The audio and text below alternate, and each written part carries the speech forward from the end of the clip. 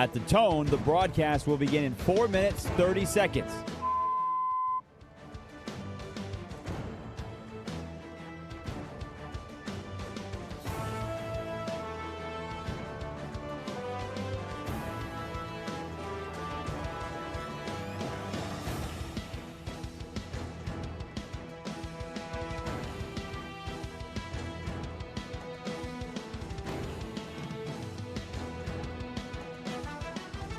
At the tone, the broadcast will begin in 4 minutes.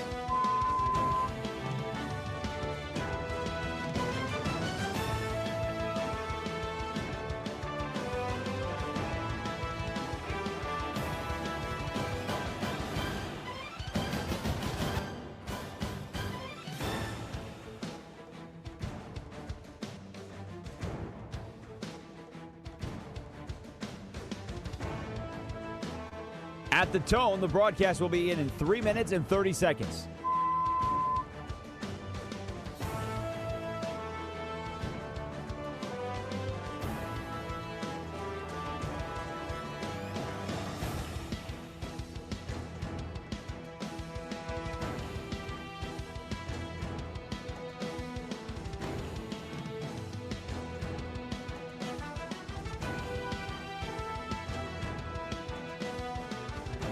At the tone, the broadcast will begin in 3 minutes.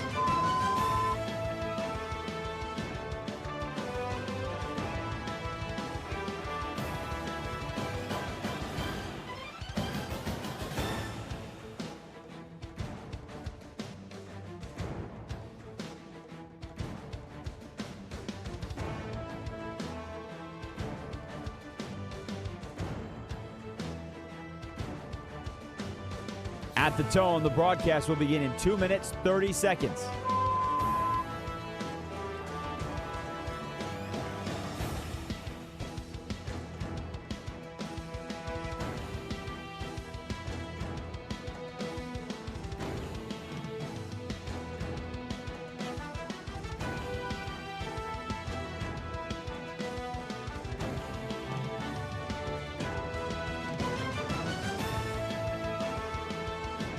At the tone, the broadcast will begin in 2 minutes.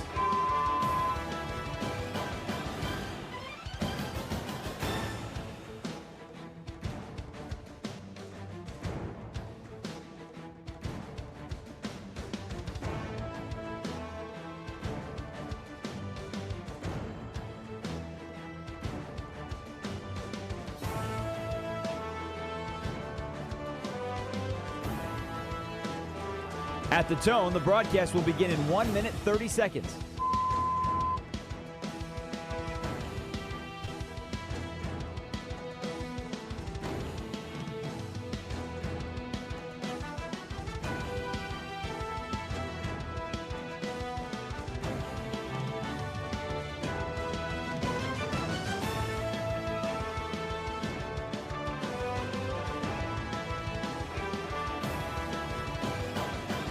At the tone, the broadcast will begin in 1 minute.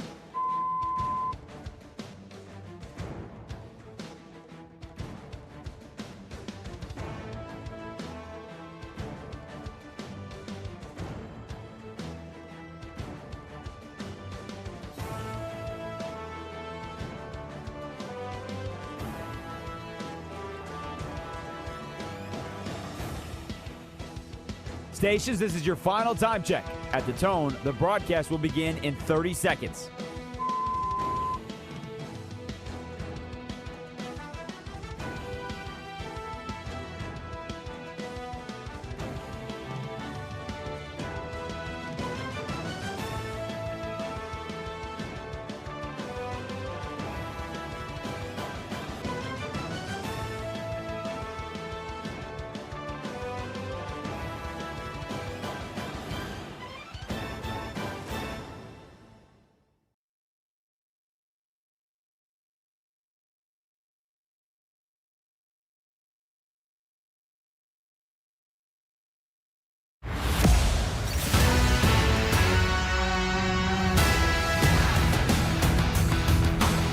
This is Bleck and Abdalla on Westwood One Sports. Here's Chris Bleck and Adam Abdalla. Welcome in to Bleck and Abdalla here on Westwood One Sports, the Westwood One Sports app, Sirius XM Channel 375, and all of our great radio affiliates around the country. I'm Chris Bleck along with Adam Abdalla, broadcasting live from downtown Chicago, hanging out with you until the next 3 hours. 3 Eastern, we're hanging out with you. And if you want to join or call us today, you can call or text us at 310-840-4910. Yesterday, as we wrapped up the show, we discussed yesterday at length Myles Garrett getting traded yesterday afternoon and the impact for the Rams. They are now the Super Bowl favorites by far. What does this mean for the Cleveland Browns? And we were talking yesterday about it's June 1st. When will an A.J. Brown trade take place? Well, we just had to give it some time.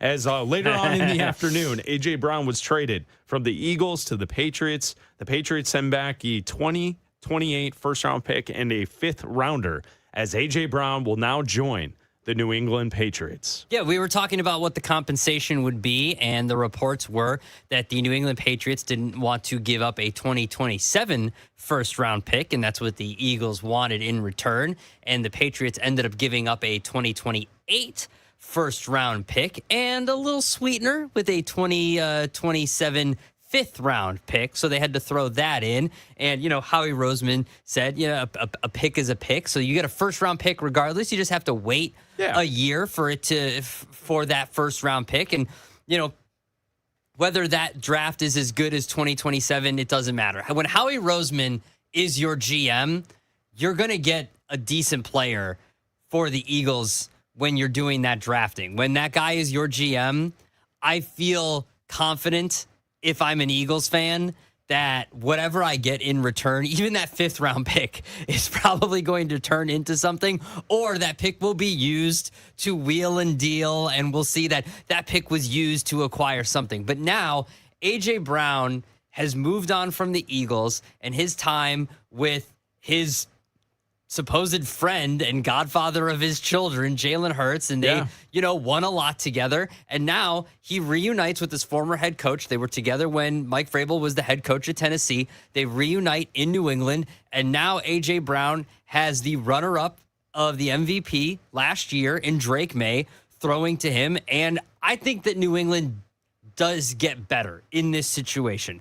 How much better is up for debate, but they certainly do get better. I don't know if they're as good as the Bills in this situation. I don't think it puts them as the number one in that division. I don't think that instantly makes them a Super Bowl contender in the AFC, but I think it definitely makes them better, and it's something that you could see by the moves that the Patriots didn't make in this offseason, that they were anticipating and just waiting for this date to come yesterday so they could make this trade and make A.J. Brown put on a Patriots uniform. Yeah, I mean, look at it from this perspective. Last year, the leading receiver for the Patriots was Stephon Diggs. He had 1,000 yards. I think it was like 4 touchdowns. I think he had about the same amount of receptions that last season A.J. Brown had with the Eagles. So if you're just looking at the stat line, I could see some looking at it and saying, how much of an upgrade is it? I think the utilization of A.J. Brown in the Eagles offense held him back a little last season, and maybe the last couple seasons. Mm-hmm. I think he's a better wide receiver than what we saw last year. The 1,000 yards, 7 touchdowns. Let's see, for receptions last year, 78 receptions for A.J. Brown. I think he's better than that. Like you said, though, I don't place A.J. Brown in the top 5 category of wide receivers in the NFL. He's probably sniffing around the top 10. He's talked about as a top 10 wide receiver, though. He is. In some cases, he's talked about as a top 5 receiver. Like A.J. Brown, when he's mentioned, he's talked about as if he's a difference maker the way we talk about Justin Jefferson and the way... Do you really think he is, though? I don't. No, I don't think he is because I don't think he's performed that way the last few years. I just don't think he has. Yeah, I mean, last season, if you just go based on yardage... Last season in the NFL, A.J. Brown was 19th in the league. Stephon Diggs was 16th. Mm-hmm. Some of those names in the top 10, you're looking at Jamison Williams. You're looking at C.D. Lamb, Nico Collins, Chris Olave, Zay Flowers, Trey McBride, which I know is a tight end, but the Cardinals use him as a number 1 receiver. Yeah. Amon-Ra St. Brown. Like, those are guys that are in the top 10. when you're talking about the best receivers in football. And then we get to the guys at the very top, Jackson Smith and Jigba, Puka Nacua, Jamar Chase. Those are the names that I think we look at. And A.J. Brown is very good. So how much of an upgrade is Brown comparative to Stephon Diggs? Diggs was their number one receiver last year. So I would say it's an instant upgrade. Absolutely. The Patriots are an upgraded football team. I do think that it fits the conversation. Remove what the Los Angeles Rams did yesterday, pulling off the move of the offseason, right? Mm-hmm. That's what they did, getting Myles Garrett from the Browns. Outside of that, the NFC has been pretty quiet, right? Like all of the big flashy moves have been in the AFC. Every team in the AFC is trying to get better. The Bengals making a move. You have Kansas City making moves. You have the Bills. You have the Ravens, right? Every team in the AFC positioning, the Steelers even making trades, right? Mm-hmm. Like big moves in the AFC. And I think this is par for the course. And New England is a part of that collection of teams. Denver, New England, who are making moves now at wide receiver to try and get back to a Super Bowl and to win a Super Bowl. So to me, it's an instant upgrade for the Patriots. I don't know if it necessarily puts them over the top of the Buffalo Bills in the division, though. And I don't even know if this solidifies the Patriots as a guaranteed wild card team in this upcoming season, because the AFC is that stacked, and we are seeing in this offseason all of those teams that are good trying to make moves to position themselves to be better for this upcoming season. I think there's a reason A.J. Brown was traded for, look, as far of a future first as 2028 is, it's still a first-round pick, and Stephon Diggs is still without a team, right? Like, I understand that Stephon Diggs is still talented, but if he was, and I understand there's some issues surrounding Stephon Diggs, but still, it's the NFL. Talent is talent. This is also a league that just doesn't care about certain things. So if you're talented, you're going to be on a team. And we've talked about the possible fits for Stephon Diggs. If you're talented, a team will pick you up. We've looked at the Chiefs wide receiver room. Stephon Diggs should be a Chief. Yeah, that would make sense. He should be. Yeah. I don't know why he's not right now. He should be.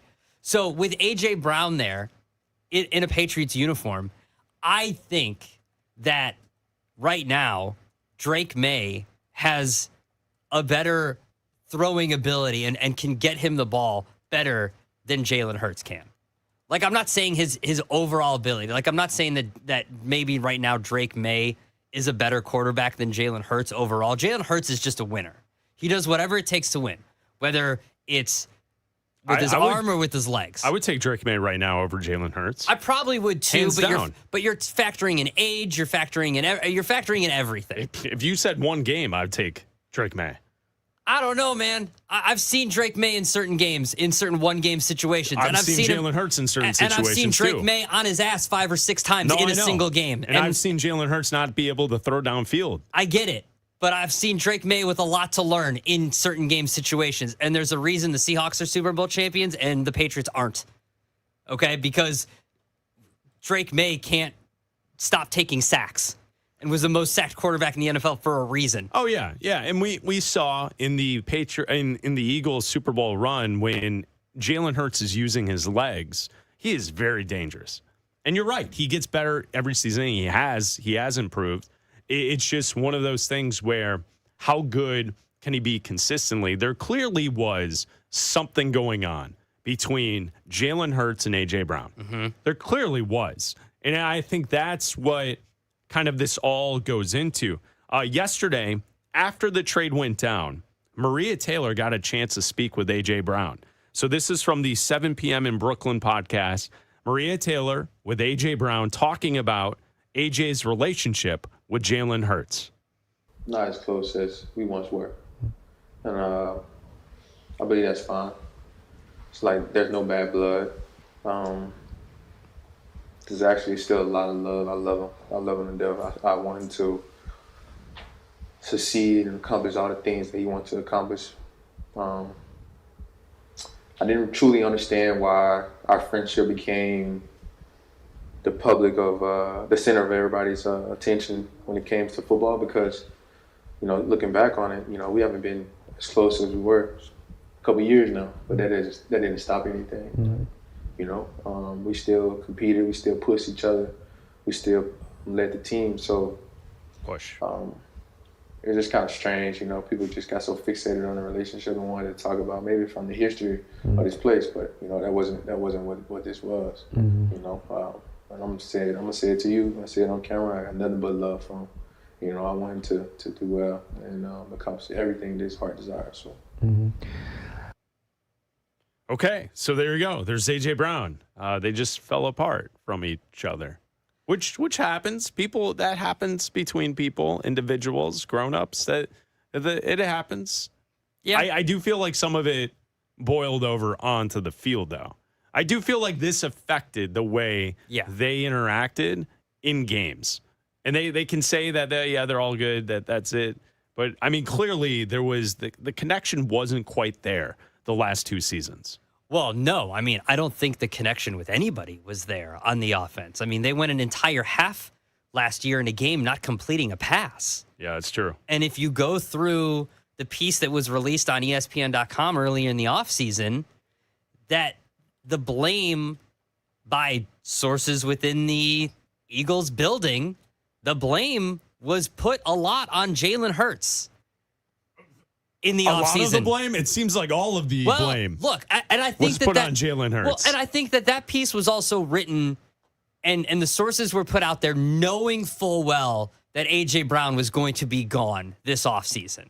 So you can say all that stuff knowing that A.J. Brown is going to be gone, and you don't need to kick him on his way out. That's fine. You can say all that.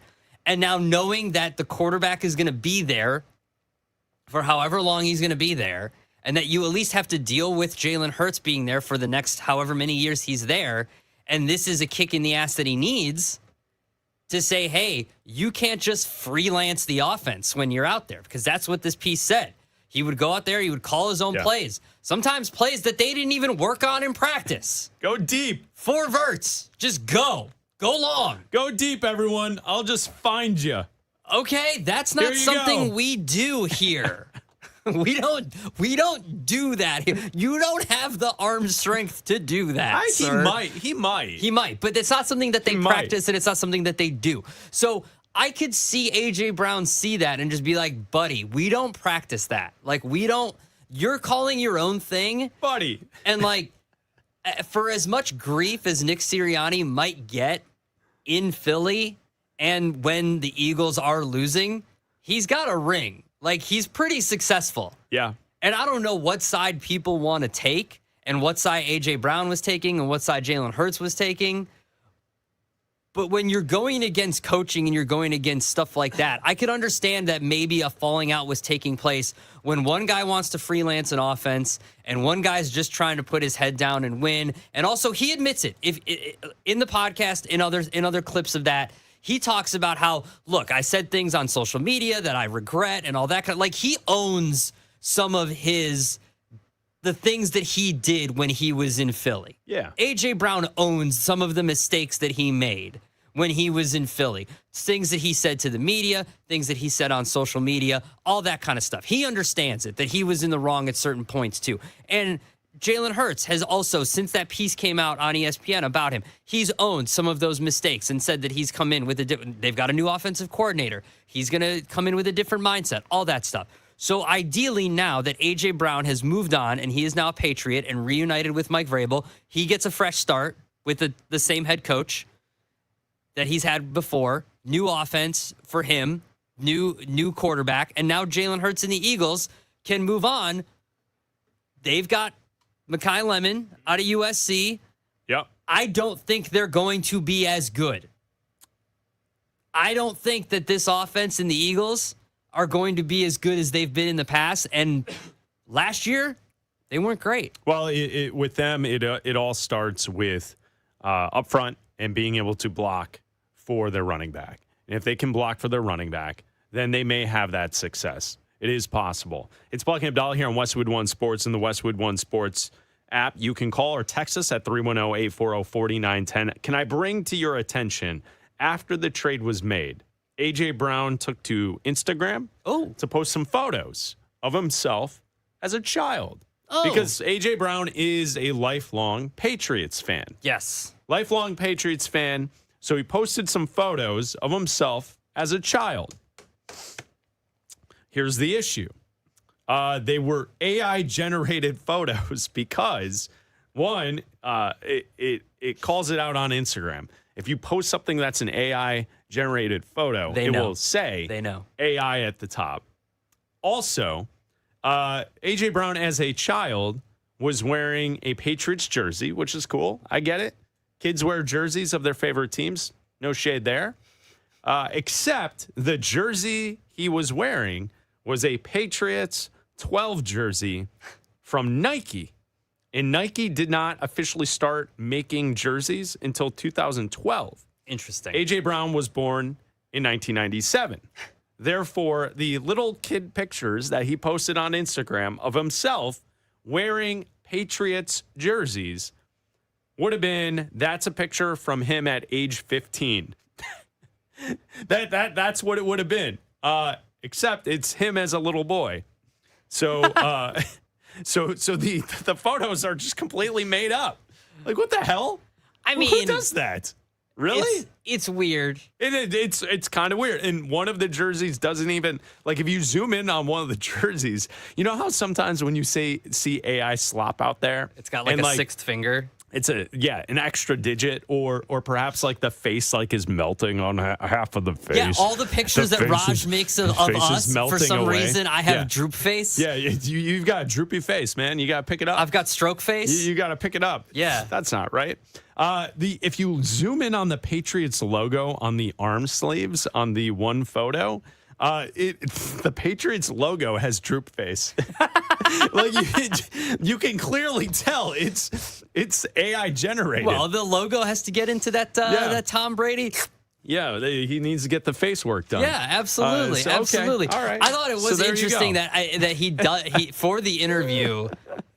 He and Maria Taylor were in his photos are AI generated. What the hell? In his man cave, and he did have the Patriots rug that said "man cave" on it. That's a nice rug he got there. Yeah, absolutely. Hey, there's nothing against that. And the final thought I have on this, and we'll obviously continue to talk about the A.J. Brown situation to the Patriots, the trade, what it means for both teams throughout the show. We'll cover it absolutely. I do want to say this though. June 1st, the trade took place between the Patriots and the Eagles. Mm-hmm. A little credit should be given out to Diana Rossini, right? Listen, she got that months ago, right? Wow. Like where's the celebration of getting the story right in that situation, right? A little tip of the cap to Diana Rossini. I think people tried to. I'm sure people tried to tag her on Twitter, and right. I mean, her account's not available. Mike Vrabel and Diana Rossini. I mean, forget the off the field stuff. She got the story right. Yeah. Right? Are we not grading the reporters anymore? I thought it was all a competition. I thought there was a scoreboard. Who's getting the most right? Rossini got that one. Yeah, she definitely scored Mike that one right. Vrabel and Diana Rossini. Well, I'm just saying. I thought it was like no one's talked about it. Like, you gotta give her credit. I'm sure people have talked. I think people have talked enough about it. Have they? I think people have talked quite a bit about it. It's Bleck Abdalla here on Westwood One Sports and the Westwood One Sports app. Myles Garrett was traded to the Rams yesterday. Did the Rams know that they were going to pull off this move when they were at the NFL draft selecting Ty Simpson 13th overall?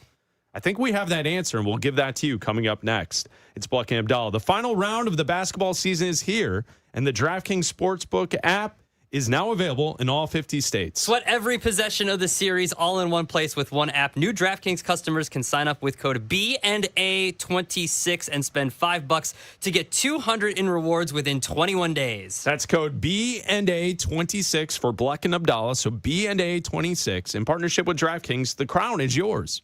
Bet with DK Sportsbook. Gambling problem? Call 1-800-GAMBLER, 1-800-MY-RESET. New York, call 877-8-HOPE-NY. Text HOPE-NY. Connecticut, call 888-789-7777. Visit ccpg.org on behalf of Boot Hill Casino in Kansas. Bet tax pass-through may apply in Illinois. 21 plus, void in Ontario. Event contract trading with DraftKings predictions involve risk of loss. Sportsbook's bonus bets expire in 7 days. $50 in predictions dollars issued weekly for 3 weeks, expire in 1 year. Redeem one non-withdrawable reward. Availability varies. Predictions offer void in New York. Ends June 28th. Terms at dkng.co/audio.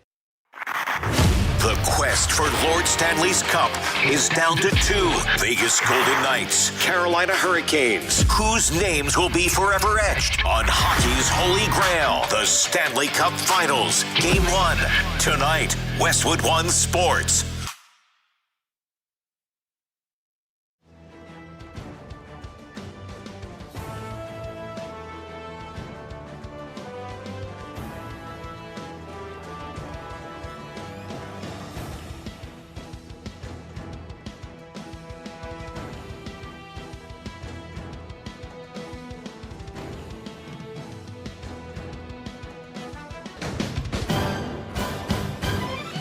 At the tone, the broadcast will begin in 4 minutes, 30 seconds.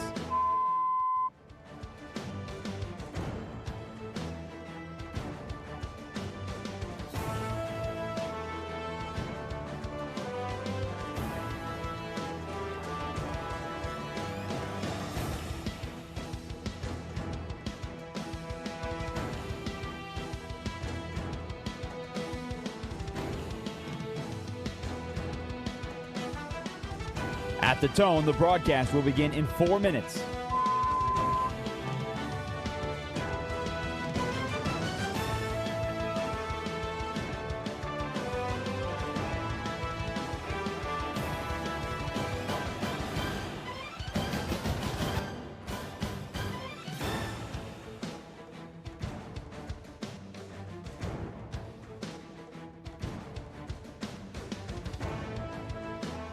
At the tone, the broadcast will be in 3 minutes and 30 seconds.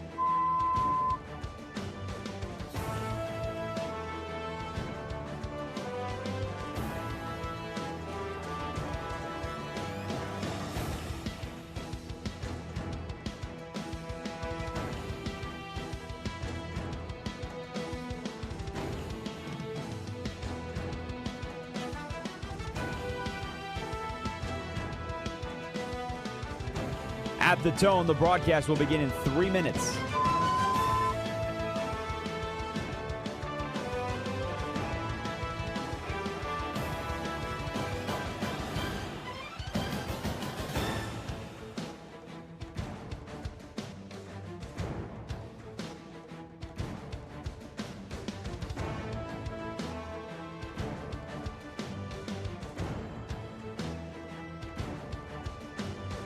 At the tone, the broadcast will begin in 2 minutes, 30 seconds.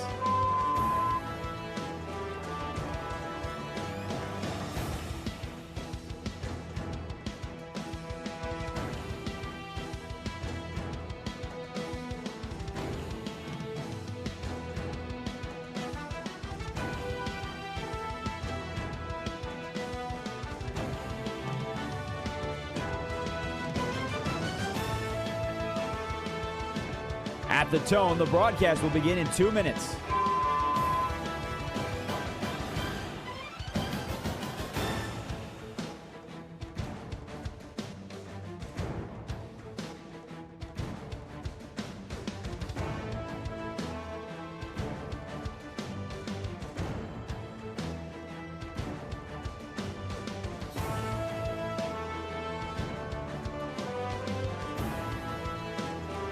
At the tone, the broadcast will begin in 1 minute, 30 seconds.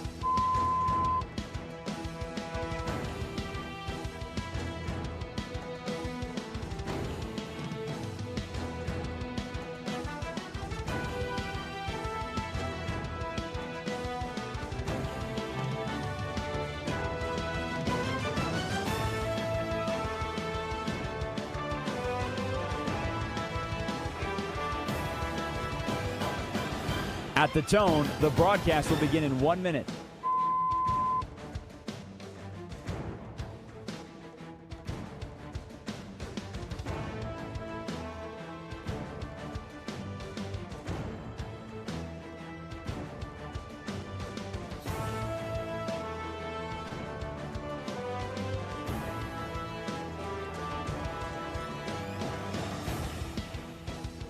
Stations, this is your final time check. At the tone, the broadcast will begin in 30 seconds.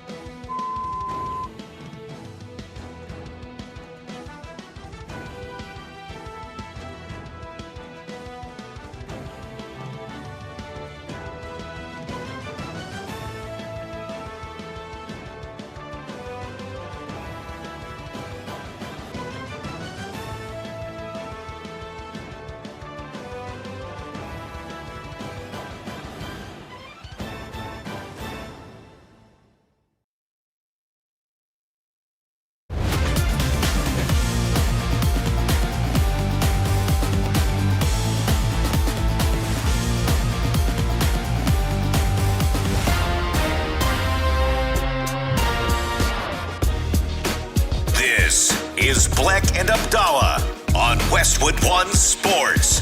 Here's Chris Bleck and Adam Abdalla.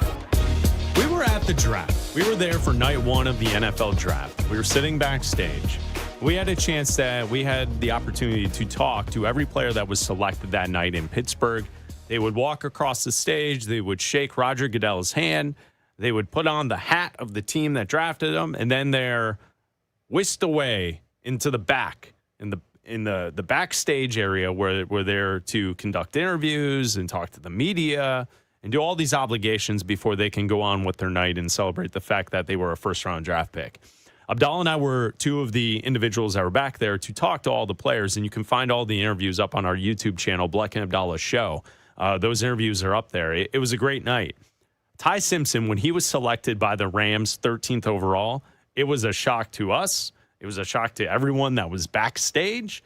It also felt like when Ty Simpson sat down with us that he was in shock that he was drafted 13th overall to the Los Angeles Rams. And when we talked to him, he also seemed to be handing us a different story than the story that he gave to the LA media when he met the media in the following days from the Rams facility, that he didn't know that the Rams are going to draft him. And then that story changed to he had conversations with the Rams. Either way, he seemed surprised by the night. Mm-hmm. And we were surprised. And so now you look at what the Rams were able to pull off yesterday, the trade for Myles Garrett. Did the Rams know that they were going to trade for Myles Garrett all along when selecting Ty Simpson 13th overall in this year's draft? Yes. The Rams have been playing 17D chess while we have been playing. It's a lot of D. Why did I let that breathe? The large male. Why didn't I let that breathe? Easy While there. we have been playing tic-tac-toe, my friend. Like, all right. They have been. So there's this huge story on The Athletic about how the Rams have been after Myles Garrett since 2022. For the last 4 years, the Rams have been after Myles Garrett. And McVay and Les Snead have been after Myles Garrett every single offseason, and they've been constantly told no. Until this year, when the Browns restructured Myles Garrett's deal, and they made it easier. And you could Windhorst meme, why would the Browns do that? Why would they make it easier and financially easier for teams to trade for their superstar? Right. Well, because they're going to trade, because someone's going to trade for him. So then as soon as that happened, the Rams inquired again, and they've been going back and forth. And this move was made knowing that they could draft a quarterback 13th overall for the future, because they know that they can trade a first-round pick in 2027 and have their quarterback in the building. And all this stuff about how Sean McVay didn't know about the pick or was unhappy about it is all BS. See, Everybody's been BSing us the whole time, man. is McVay that good of an actor He's going to TV. to go on He's out there the day after or the night of and to act visibly upset? The story is that they were in a disagreement about something else other than and we just all the read pick. it wrong? And in this story, Because it wasn't just us. It was like everyone in this saw it story, the same way. in this story, the report is that Sean McVay has been talking up Ty Simpson for months before the draft and how he's saying that he can coach this kid up and how he can turn him into the next great quarterback given 2 years, and that he didn't want to talk him up in public because they hadn't signed Matthew Stafford to the extension yet, and that he didn't want to disrespect Matthew Stafford until they had him signed under contract and knew that Stafford would be in the fold for 2 more seasons. Then they drafted Ty Simpson, signed the extension with Stafford last week, like we had, and everything fell into time. And if you remember, you and I made fun of the Browns about a month ago when they were at these meetings. Only a month ago? Well, we always make fun of the Browns. I was Everybody trying does. to get a sweet haircut. When Todd Monken was getting a haircut. He was getting his haircut. I was getting trying his to get a sweet haircut. haircut. He was late to the photo with all the other head coaches. And Andrew Berry proposed the rule change that would allow teams to trade, what was it, 5 future first-round picks? Yes, we dunked all over that. And we said it was the most Brown moves ever, right? What the hell are you guys doing? Sean McVay is on this committee, and McVay went up to Andrew Berry and said, "You really think we're going to give you 5 future firsts for Myles Garrett?" And that's what's reported in the Knowing Athletic full today? well that it would take Jared Verse and a first, and that this rule was never going to take place. Right. Like, all of this. So the Browns were just trying to get one by. All of this is so they could get, yes, all of this has been a ruse to get one over. Even the...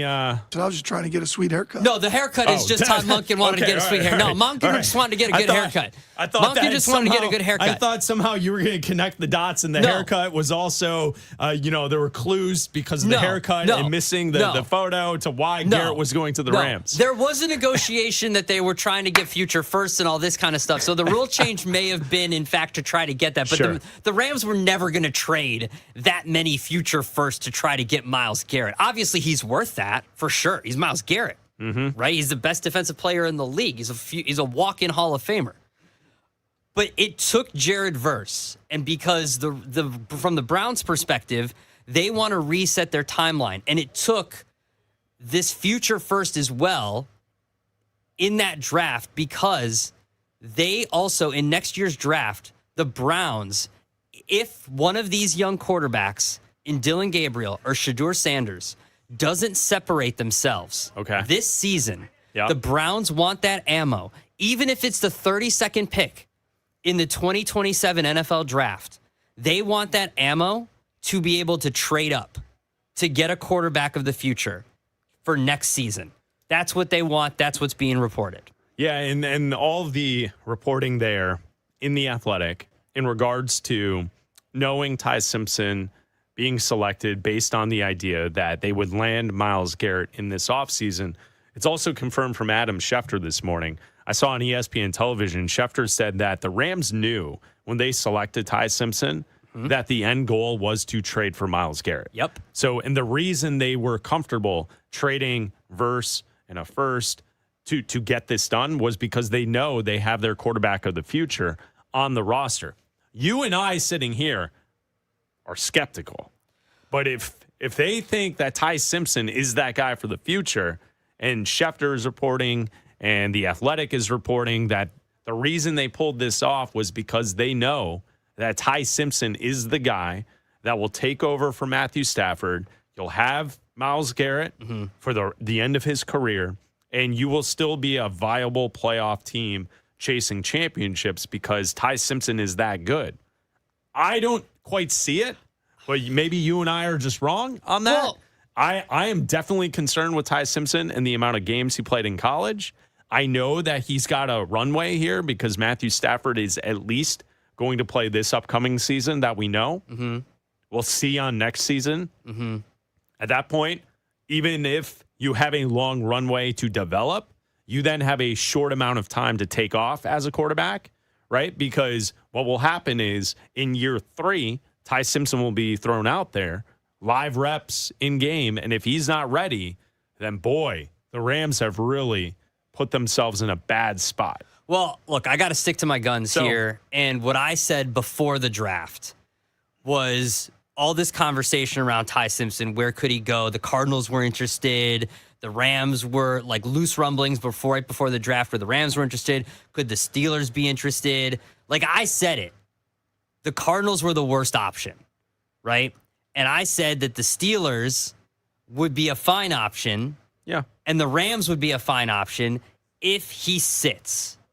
If Ty Simpson is given the opportunity to sit for 1 or 2 years and learn from the guy who has developed Aaron Rodgers, from the guy who has developed Dak Prescott, or from one of the best, if not the best offensive minds in football in Sean McVay for 1 or 2 years while Matthew Stafford is out there as the reigning MVP and sit there and watch. So, like, I have to stick to my guns on that and say, like, if that's the plan, and if Sean McVay believes that this is his quarterback of the future and he's not just going to walk away when Stafford leaves too, and McVay is like, look, this is my guy, I believe in him too, then this is the best case scenario for Ty Simpson because he does, like, you're right. The in-game stuff is concerning because he did only start for 1 year. That track record is concerning because we haven't seen a quarterback come in with that few of starts and be successful. Like, it's very rare. Yeah, I mean, and it's the concern is over the idea of the amount of passes thrown, the amount of games played at that level. Yeah. I mean, it reminds me of Anthony Richardson so far, to date, not working out great. The kid's young, though. So who knows? Maybe a couple more years of seasoning and development could help Anthony Richardson. I don't know. Trey Lance, it hasn't worked. Trey Lance played a few number of games because he had that weird COVID season when he was, where was he at? North Dakota State. Mm-hmm. And they also, like, they didn't play for most of it. And then they had, like, a couple of games thrown in there. So, I mean, with those two quarterbacks, I would be worried about the amount of games that are out there. We don't see that in the NFL. Quarterbacks who didn't really play much in college who then show up at the next level and are great. That's not something that we've seen. We've seen quarterbacks who bounced around different teams. Maybe they were overlooked in college, and then they develop and they're better in the National Football League. But we haven't really seen where a guy just doesn't have the pass attempts or the games that match what we've seen from others. No, because when we look at guys that have sat, like Aaron Rodgers, Patrick Mahomes, like those guys played. Yeah, of course. Like those guys played a lot of college football. Tom Brady played in and college. Then they sat. Yeah. And then they sat, they watched, they learned, and then they played. And when they started, then they were good. Like even someone like Cam Ward starts out, he's at Washington State. He then transfers to Miami, and like it's a much bigger profile. Same goes for Fernando Mendoza. Mendoza at Cal was a blip on the radar. Transfers to Indiana. They're a great team. He has a great season. Boom, number 1 pick. It's just... Look at a guy like Bo Nix. Bo Nix played 1,000 games in college football. You could even 1,001 actually is the exact number. You're right. Yeah, but you're right. Bo Nix was in college football for like 8 seasons. Yeah. I'm exaggerating, but he was there for a very long time. Auburn and Oregon. And you can be a quarterback that comes from somewhere that's not as glamorous, right? Like Tony Romo had a very successful career. Eastern Illinois University. Like, he wasn't someone that was starting at Notre Dame, right? Like, it was like you can come from different places, but you have to play. Exactly. Like, that's the difference. It's reps. Is a guy like Romo played in college. But I think that was the concern. Like, we know Stafford's not going to play in the preseason, right? So, like, Ty Simpson's going to get thrown out there and play 3 preseason games, and, like, he's not going to look good, probably. Yeah, and everybody's going to draw conclusions. Like, he's going to play that first preseason game, and he might not look good. Everybody's going to be like, oh, man, the Rams made a huge mistake. Yeah, I think Rams made a horrible mistake. We have Vikings fans on the line who would like to tell you about J.J. McCarthy. Right? Yeah. Right? Like, he got the reps in the preseason, and then he gets thrown out there and looks like he's lost. Exactly. So I don't want to, give the kid the developing years of sitting and learning, and let's see what happens in 2 years. And I'm still not totally of the belief that McVay's going to be here in 2 years. Like, that's a lot of time to sit and think about what you're going to do with the rest of your career. You can call or text the show at 310-840-4910.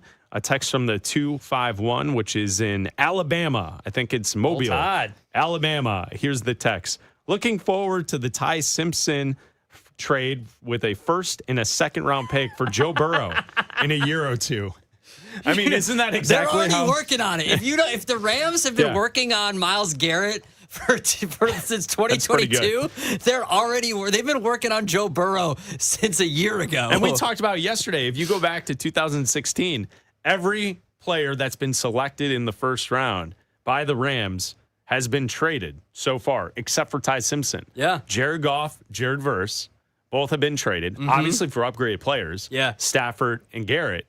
But now Ty Simpson, he's just ammo where they're going to pair him in a first and a second, like our texter from the 251 says, for Joe Burrow in a year.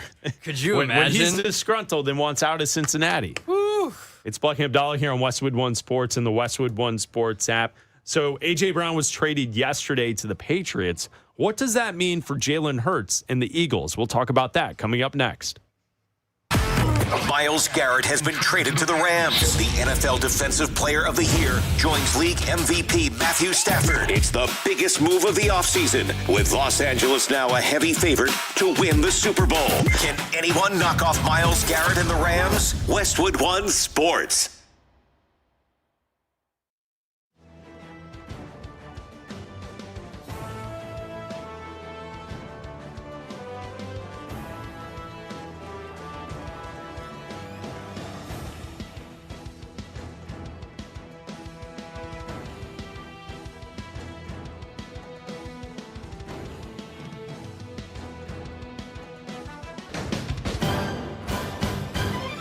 At the tone, the broadcast will begin in 4 minutes, 30 seconds.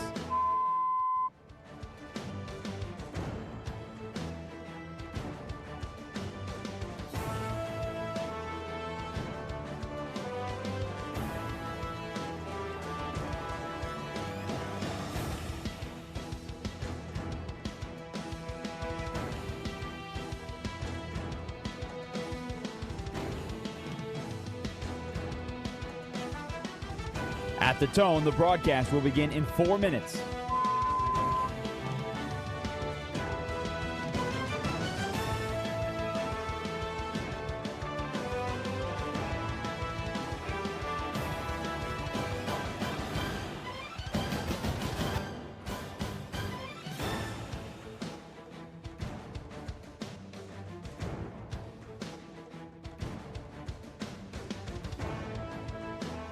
At the tone, the broadcast will begin in 3 minutes and 30 seconds.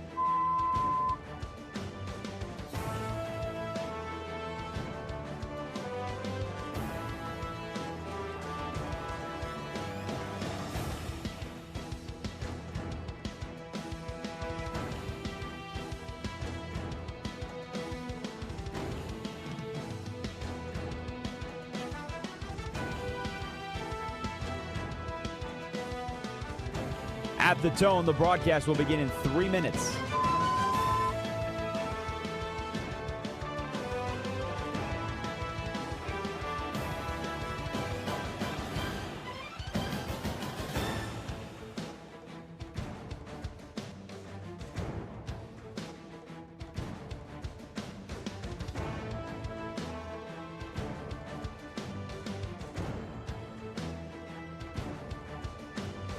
At the tone, the broadcast will begin in 2 minutes, 30 seconds.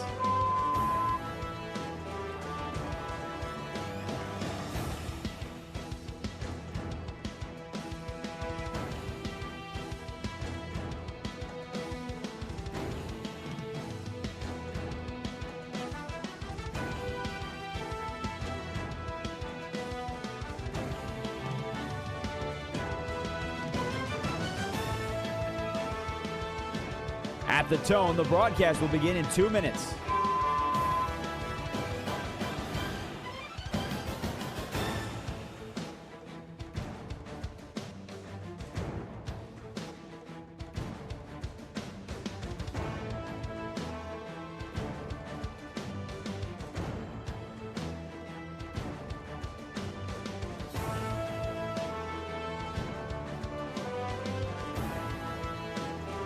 At the tone, the broadcast will begin in 1 minute, 30 seconds.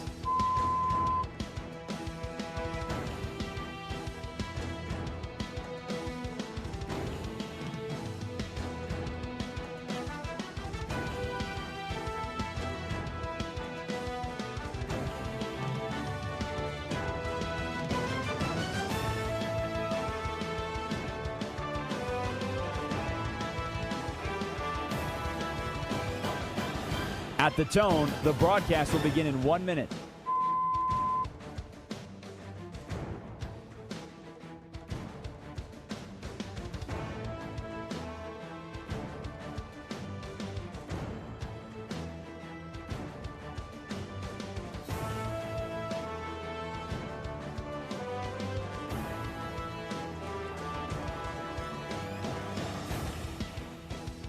Stations, this is your final time check. At the tone, the broadcast will begin in 30 seconds.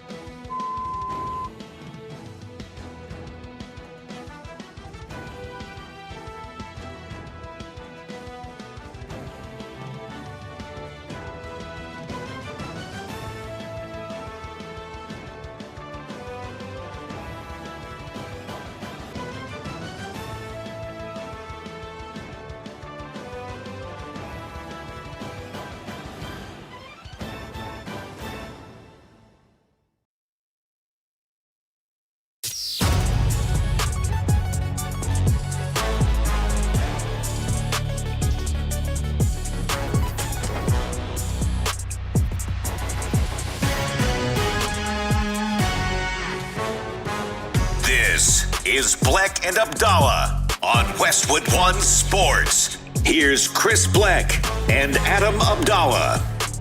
I don't think Jalen Hurts is good enough to make up for the fact that the Eagles at this moment do not have a legitimate star number one wide receiver. Now, Mekhi Lemon may turn into that at some point. Trading yesterday A.J. Brown to the Patriots, the Eagles offense, which sputtered last season, struggled at times. Their quarterback is not good enough to just get by without a legit number one guy. And of course, Howie Roseman and the Eagles, their idea is that Mekhi Lemon will turn into that player. But now, what does this trade mean for Jalen Hurts? The hit piece was released earlier in the offseason. Clearly, he was doing his own thing. The coaching staff or prior members of the coaching staff, because the way this stuff works is you want to know how the sources leak things about players who are with the franchise. Currently, it's those who are no longer with the franchise who are the ones that talk. Mm-hmm. That's how these articles kind of get put together. Yeah. Is that people who are in the building usually are not going to trash the quarterback of the team unless they're looking to move on from him. Yeah. Then that stuff gets leaked. Mm-hmm. But usually the sources in the hit piece story that was on ESPN about Jalen Hurts, I'm guessing a lot of those sources are coaches on the offensive side of the ball that are no longer with the Eagles. I would say that so they can speak freely on it. In order for the Eagles offense to have a breakout season and to have a Super Bowl-like run, not only do they have to do what we talked about, like the offensive line has to go back to form and Saquon Barkley has to return to form, and that would involve the offensive line because he's only as good as that offensive line. Yeah. But Mekhi Lemon, the wide receiver they drafted out of USC, would have to win Offensive Rookie of the Year. That's how good he would have to be. Yeah, you're right. He would have to be better than than Fernando Mendoza, Jeremiah Love, any other Carnell Tate, any of the other wide receivers taken, right? Because he would have to put up those type of numbers. He would have to he would have to replace a 1,000-yard season from A.J. Brown and put up more than 7 touchdowns than A.J. Brown did. And I just don't know if that's going to happen. Now they have a new offensive coordinator, so you've got a new offense. You've got a reinvigorated, maybe, Jalen Hurts coming in. So you're going to have, everybody's coming in with, it's like a new school year, right? Like everybody's coming in with new ideas and fresh faces and all that kind of stuff. So I just think that the division is also better. The Cowboys got a lot better. Yep. This offseason. I like the Cowboys. I like what the Commanders have done in the offseason. Exactly. The Giants, first of all, yesterday signing Juju Smith-Schuster, Braxton Berrios, and Odell Beckham Jr. All to minimum deals. Yeah, but come on. They're all kind of nothing at this point. Yeah. I don't know what the Giants are doing with the wide receiver position, but it's What's up? Yes, and then Jackson Dart. You got Dart hanging out with the What's up? and Abdul Carter. They're going To be back fair, and forth. the Eagles are third to win the NFC. So Vegas believes they're going to be good. I just think that the rest of the division is harder. So it's going to be harder for them to win. I don't think they're going to be bad. I just think it's going to be a tougher road for them. Well, I think the division overall is going to be pretty good. Mm-hmm. The Giants are a team that you scoff at the idea. I think a coaching change there with the way that defense has played to this point the last couple of seasons, they've got enough star players to go after the quarterback. I could see the Giants being a 500 team, sniffing around the wild card, right? Like, I could see that. That to me could make sense. I think Washington's going to be in that conversation. You mentioned Dallas. Dallas is going to be good this year. I think so, I think Dallas is going to be pretty good. It's a very difficult division. It might be one of the toughest divisions in football when we look back on it next offseason. I agree with you. I think so, too. I think that all those teams, assuming Jaden Daniels can stay healthy throughout this season, I think everybody's going to be elevated a little bit more this season, including the Eagles. I think the Eagles can be better, assuming everything is corrected with this offense. I just don't know if Jalen Hurts is a good enough quarterback to just make everyone else on the offense better.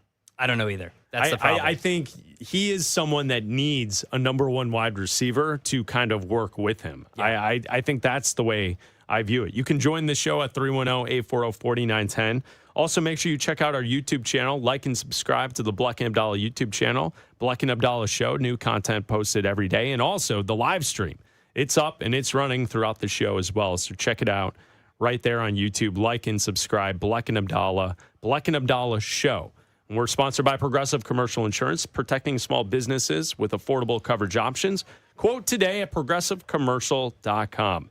Hey, Abdalla, do you have any zoo news? Chris, I always have zoo news. Oh, zoo news. Well, hello, Mr. Lion.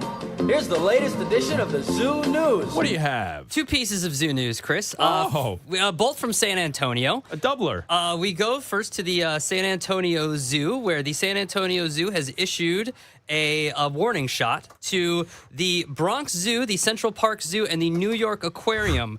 They want to have a simple bet, a wager. It's a 3-on-1. Well, they want to have a wager for the NBA Finals coming up. All right. They had a wager with the Oklahoma City Zoo. It was fundamentals versus floppers for that one, is what they called it. For that one. And I will say this, looking at the responses, the Bronx Zoo, the Central Park Zoo, and the New York Aquarium have yet to respond to the tweet saying, which one of you wants this San Antonio smoke? Okay. They have 24 hours to respond as the NBA Finals begin tomorrow night. Yes. We also go to the Association of Zoos and Aquariums, where San Antonio celebrates as the reintroduced horny toads have found thriving in the wild. What? The San Antonio Zoo in San Antonio, Texas is celebrating a major milestone where the horny toads have been reintroduced to the wild, and as they've been checked on a couple months later, have been thriving in the land where they were released. That's right, the Texas horned lizards, also known as horny toads, were reintroduced to their wild in a conservation effort and have almost doubled and in some cases tripled in some areas in a conservation effort. Their efforts to reproduce the horny toads have succeeded. So shout out to all of them for living up to their name. Yeah. And Chris, that's what's new at the zoo. Yes, it is. That's what is new at the zoo. I'm proud of that one. That's like the horned toad for TCU, right? Yep. Which is really a lizard. Yeah. A horned toad is the horned frog is, it's actually a horned lizard, but okay. Yeah. All right. Can Myles Garrett break his own sack record? We'll move on to football coming up next. This is Westwood One Sports.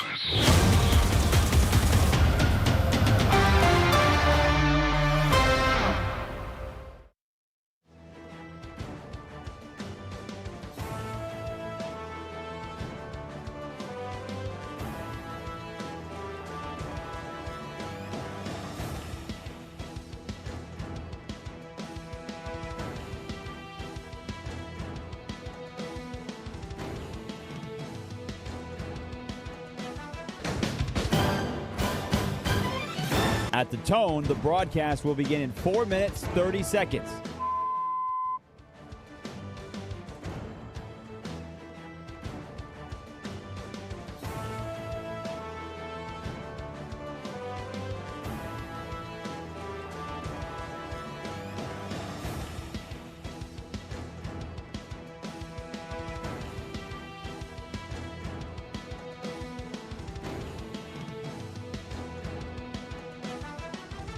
At the tone, the broadcast will begin in 4 minutes.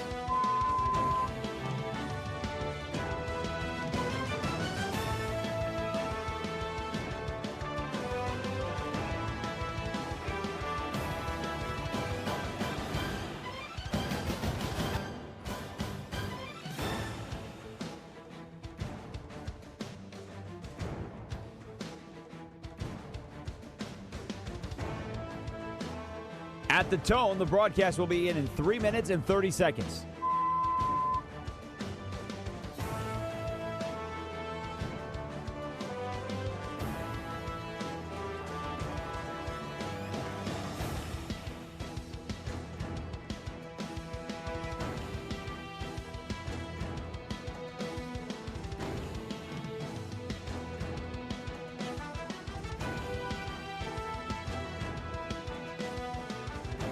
At the tone, the broadcast will begin in 3 minutes.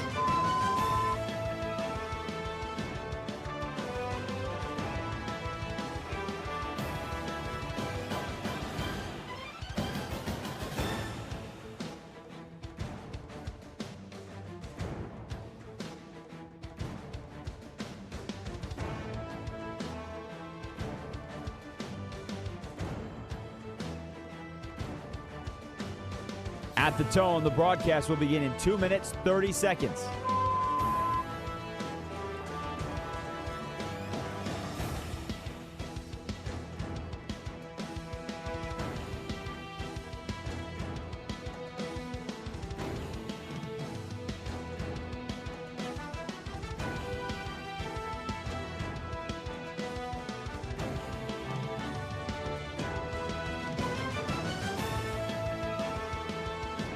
At the tone, the broadcast will begin in 2 minutes.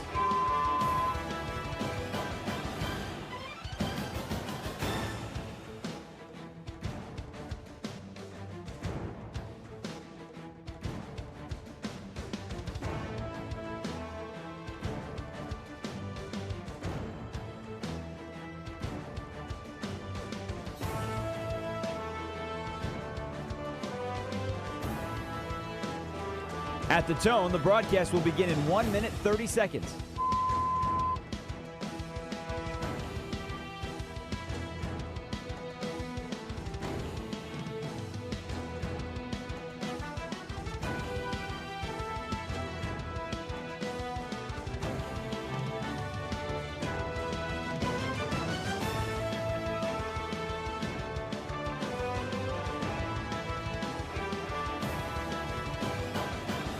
At the tone, the broadcast will begin in 1 minute.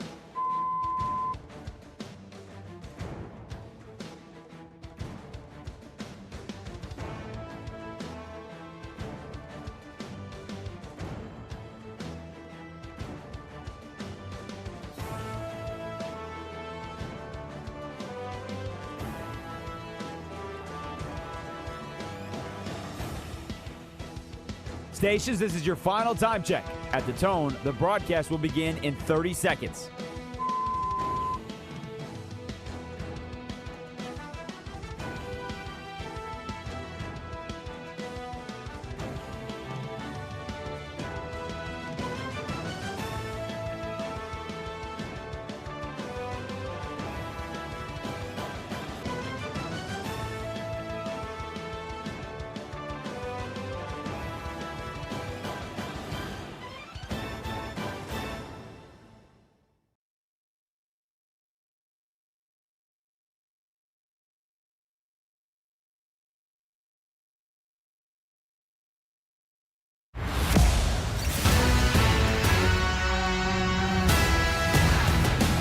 This is Bleck and Abdalla on Westwood One Sports.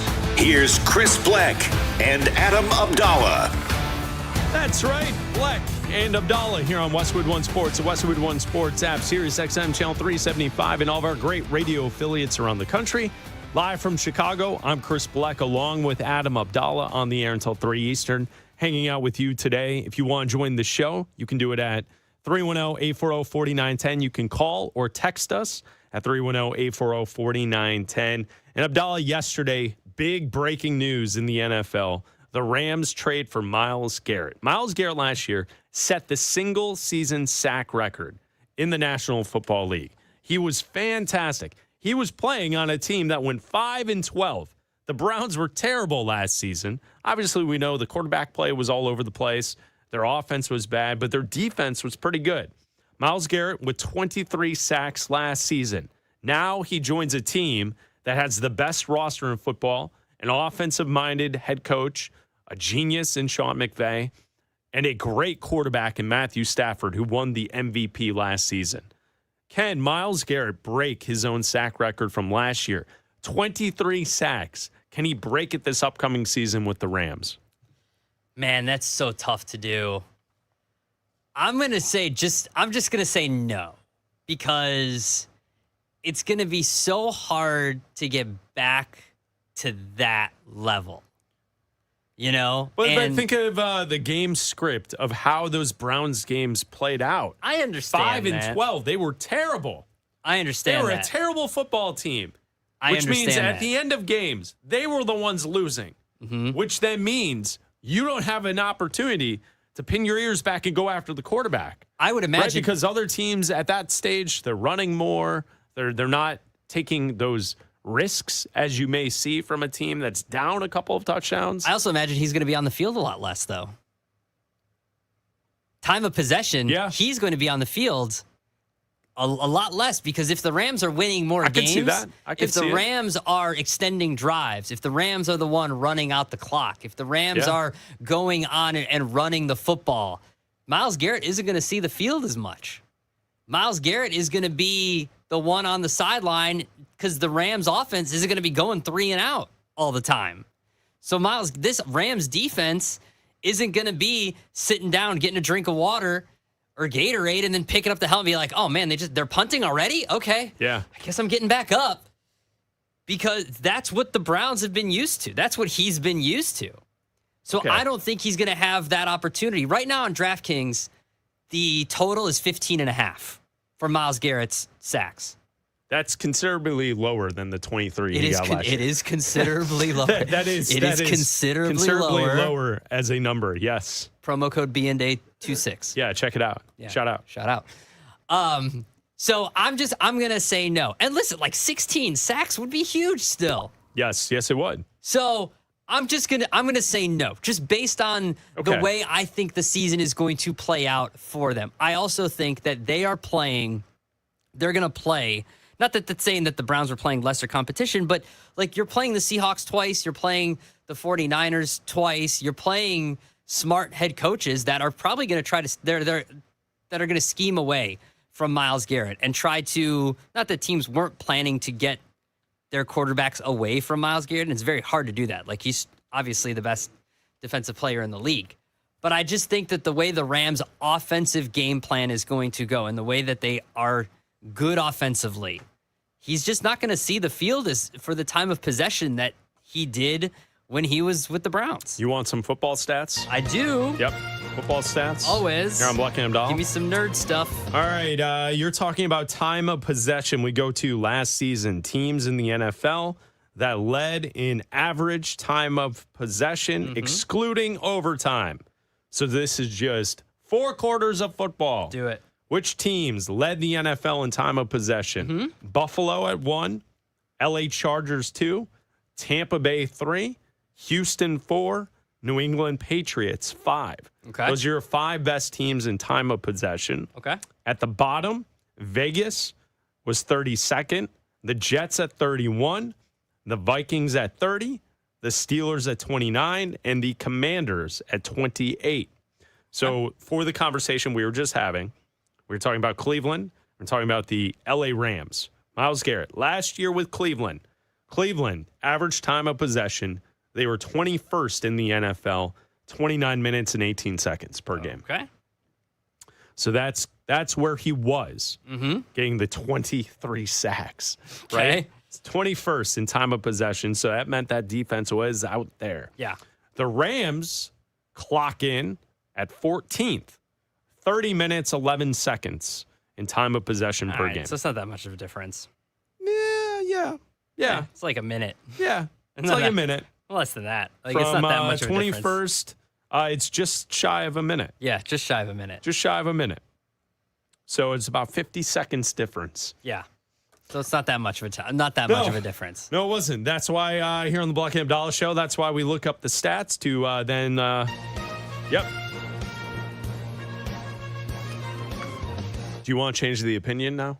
No, but I will rework the opinion. I will rework the opinion here. Yeah? Because that's how we do here on the Bleck Abdalla show. Okay, when I'm proven wrong, I'll rework the opinion. Well, I wasn't. Honestly, I was not looking that up to prove you wrong. I was interested. Now, because you're right. I was interested in seeing the difference between going from Cleveland, 21st in the NFL in time of possession, to LA, 14th. Okay. Now that Myles Garrett has set this sack record, and that is in the rear view. Now that is, he's on a team that has higher aspirations, and his goal is now getting a ring because he's already got that on the resume. The resume, NFL sack leader, check. Okay. He doesn't have any trophies whatsoever. No trophies. No trophies. No trophies. Do you think that if the Rams are leading in games late, I'm not saying that they're going to sit him, You're but gonna play him at running back? No. Because no one can tackle Myles Garrett? No, I mean, I'm sure it's tough. But I'm saying he's not they won't use him on every single down because they are preserving the player. Because, like I mentioned, I'm not saying that Myles Garrett needs to be preserved, but the dude is 30. Just saying, he's not 25. He's 30 years old. That because let's be honest, he's a Brown. It's not like he's ever played in a championship game before. He's never had those miles on his legs before. Thank God you finished that with a championship game. I did not know where you were going with that. What was I going to say? No, just keep it moving. He's never played in a championship game before, okay? I didn't know what you were doing. Never played in a Super Bowl before. They are going to need him when it matters most. Perhaps he's not an every down player when they are leading in games, thus leading to less opportunities for sacks later in games. Yes. Perhaps he's a helmet off guy, hands on the pads type of guy, like holding the collar type of guy late in games. Yes. So he has less opportunities for sacks, whereas when the Browns were down in games, that dude was still getting after quarterbacks when it didn't matter because he had something to chase. Yes. Now, you know what he's chasing. He's chasing a ring. You know? Well, yes, and he's chasing a Super Bowl. Yeah. Yeah. SoCal. Well, absolutely, yeah. He's soaking up the sun. I mean, this is not to be disrespectful to the fine people in Cleveland. But could you imagine being Jared Verse right now, man? It's quite the lifestyle upgrade to go from poor Jared Verse to go from Cleveland to Los Angeles. Poor Jared Verse. It is quite the upgrade. I know at some point here, the Browns will get their new stadium. But I mean, even the stadium that you play in every Sunday, to go to SoFi. Now, it's a pretty good deal. To be fair, Jared Verse is from Ohio, so he went to high school in Pennsylvania. He knows what's up. But the last few years, he's been hanging out in LA. He's been living. It's Bleck Abdalla. You can call or text the show at 310-840-4910. We're talking about Myles Garrett getting traded to the Rams yesterday, a big blockbuster deal. We go to Mitch in New Jersey. You're on with Bleck Abdalla. What's up, Mitch? How you doing, Chris? Adam, how you guys doing? We're great, man. What do you got for us today? I think it's a pretty good trade for both, especially for the Rams. I predict Browns will be taking a quarterback in round 1 next year. Rams will get their future quarterback in round 2. They don't have a first now. And this is as close for the Rams. Again, be like the fierce and foursome. Close, very close. They're going to have some decent line because they have 3 other young guys on the defensive line. Verse was being the best, but they had that other Michigan guy. Plus, I think Young is the name. Don't worry about the Rams. It's still, they have a very good chance of winning, but they're still going to rule the day. They pass over Mekhi Lemon and had taken a tie, which I don't think you'll ever see in the NFL level. Anyway, thanks for taking my call. Enjoy the day. Thank you, Mitch. Thanks for the phone call. You can always join Bleck Abdalla at 310-840-4910. Yeah, I think it's a great move for the Rams, obviously. And I think it gives the Browns building pieces to kind of load up for the future in case their quarterback circus that they have this offseason doesn't work out. I think that that's what I mean. And when you have reporters and OTAs charting passes thrown because it's a quarterback competition, that ain't going to end well. Yeah. You're Shadur or Deshaun or whoever, they're not going to be Pro Bowl level star player this upcoming season. And don't come at me with the 17 other quarterbacks in the NFL declined the Pro Bowl, so now Shedeur is a Pro Bowler. That ain't it.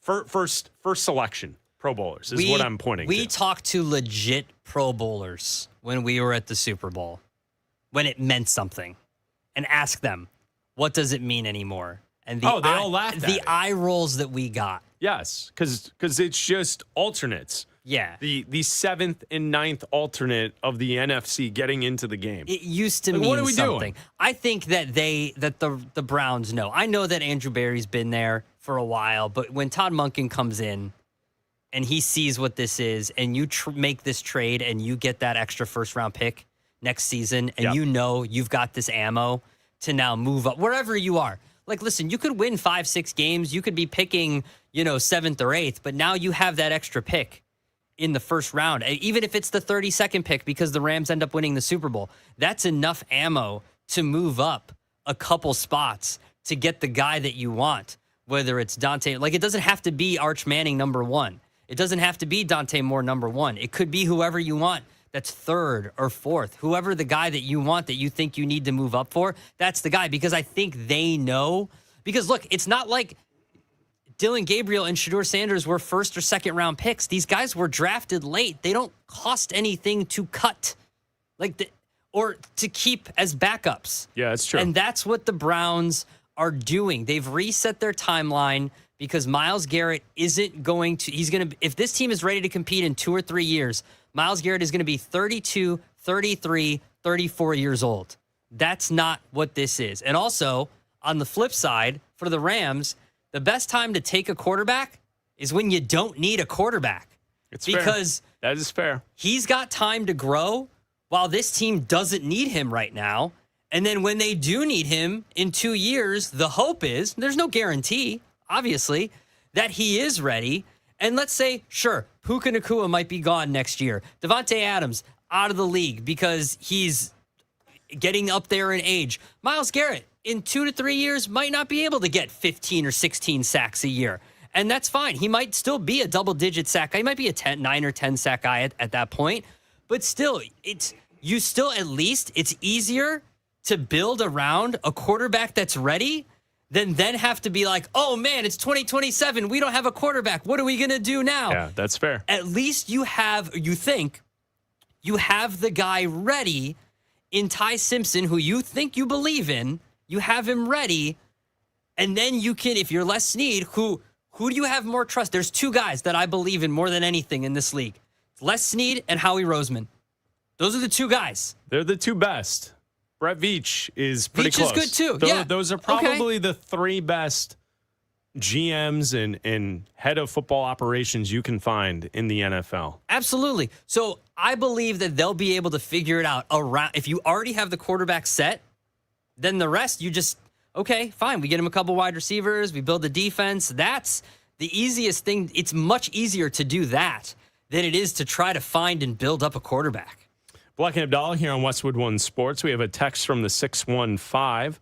The text reads, you guys think Myles Garrett deal will intrigue Aaron Donald in returning? Could you imagine? Have you seen some of this stuff? The rumors out there that maybe Aaron Donald, knowing that Garrett is on the other side, he could just show up and have the minimal amount of snaps throughout a regular season because of how good they are? Is he one of these guys that's like James Harrison that's still like picking up like tires and stuff like that, like in his offseason? I've seen workout videos of him in his backyard, like doing crazy stuff. Okay, then yeah, dude, I would. Why not?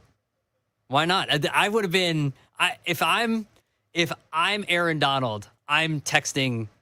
I've got the group text between Les Snead and McVay, and I'm like, hey guys, what's up? You guys need someone that pass rush from the interior? Vet minimum? I got enough money. Vet minimum. I got money. Are you kidding me? I got money. Vet minimum. I got money. What do you mean you got money? I just want a ring. Vet minimum. LeBron James this summer when he joins the Knicks after they win a title? I mean, come on now. Vet minimum. Give me $5. Give me $5. Please. $5 million. Aaron Donald, please. That's a good text from the 615. I believe that's outside of Nashville. listening to the Bleck Abdalla show. So shout out. And thanks for listening to the show. You can always text the show at 310-840-4910. Yeah, I mean, could you imagine if Aaron Donald just reached out and was like, hey, by the way, I would like to play football this year for the Rams. I'm still in shape, and I can still get it done. He just turned 35. Yep. Let's see. His last year. Don't allow. What? It's these pop-ups, man. Oh, on your computer? Yeah.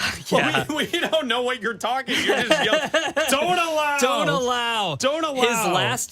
His last year was 2023. He had what the hell's wrong with you? He had 8 sacks, 16 tackles don't for allow. 16 tackles for a loss and 23 QB hits. Yeah, okay. I'll take him. Sure. It's Bleck Abdalla here on Westwood One Sports and the Westwood One Sports app. We will look at the off-season moves around the National Football League and go through some power rankings with Raj coming up next. The final round of the basketball season is here. The DraftKings Sports app is now available in all 50 states. Sweat every possession of the series all in one place with one app. New DraftKings customers can sign up with code B&A26 and spend $5 to get $200 in rewards with 21 days. That's code B&A26, B&A for Bleck and Abdalla 26. In partnership with DraftKings, the crown is yours.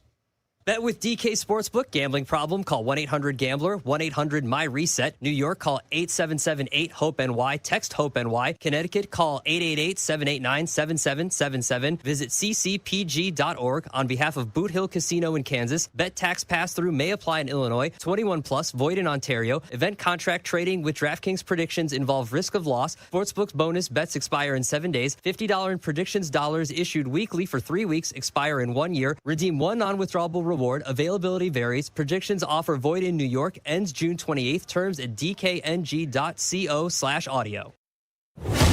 Game 1 of the NBA Finals is here. Knicks, Spurs, 53 years of waiting for New York and a championship legacy in San Antonio. It's Wemby's arrival versus history in the Big Apple. It all begins tomorrow night. Westwood One Sports.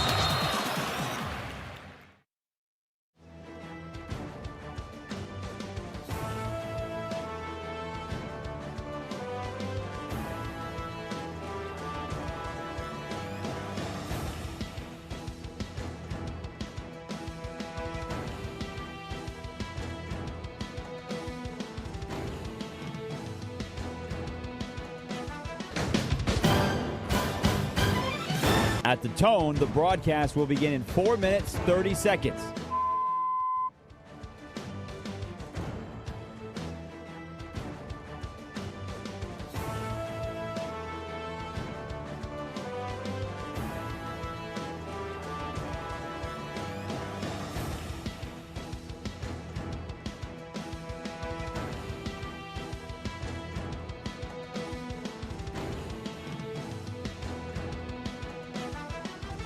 At the tone, the broadcast will begin in 4 minutes.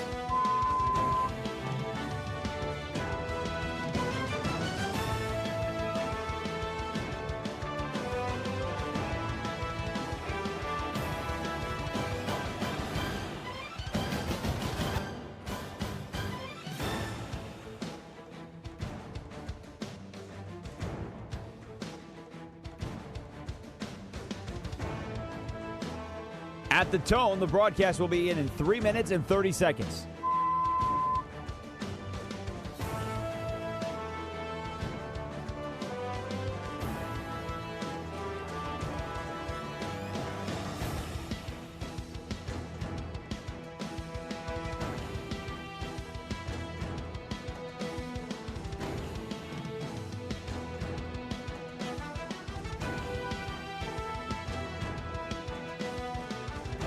At the tone, the broadcast will begin in 3 minutes.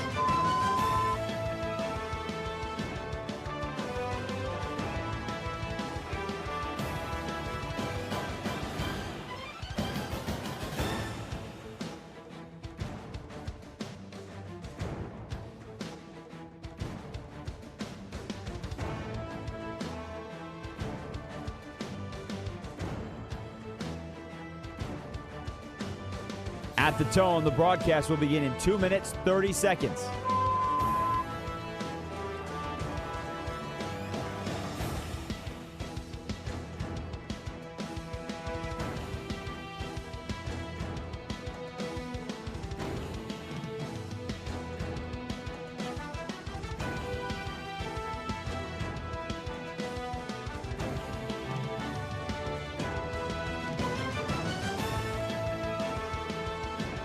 At the tone, the broadcast will begin in 2 minutes.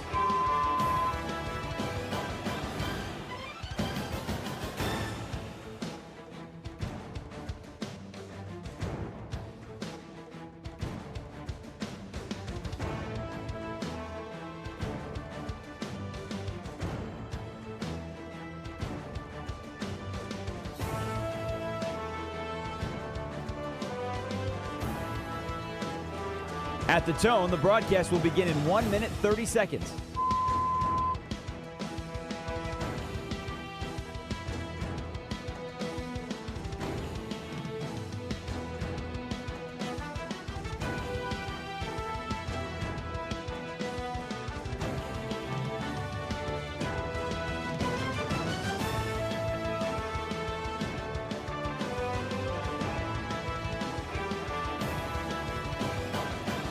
At the tone, the broadcast will begin in 1 minute.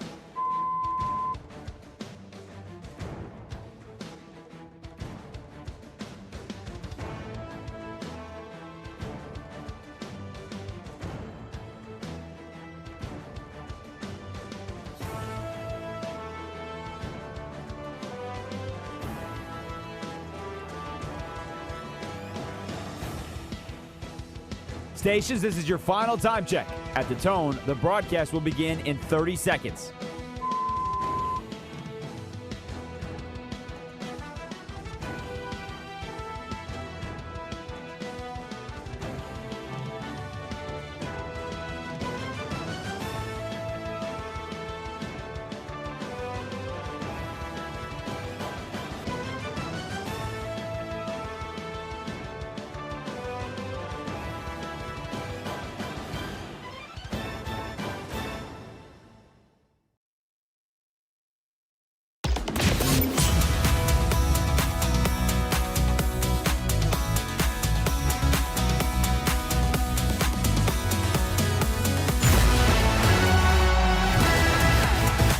This is Bleck and Abdalla on Westwood One Sports.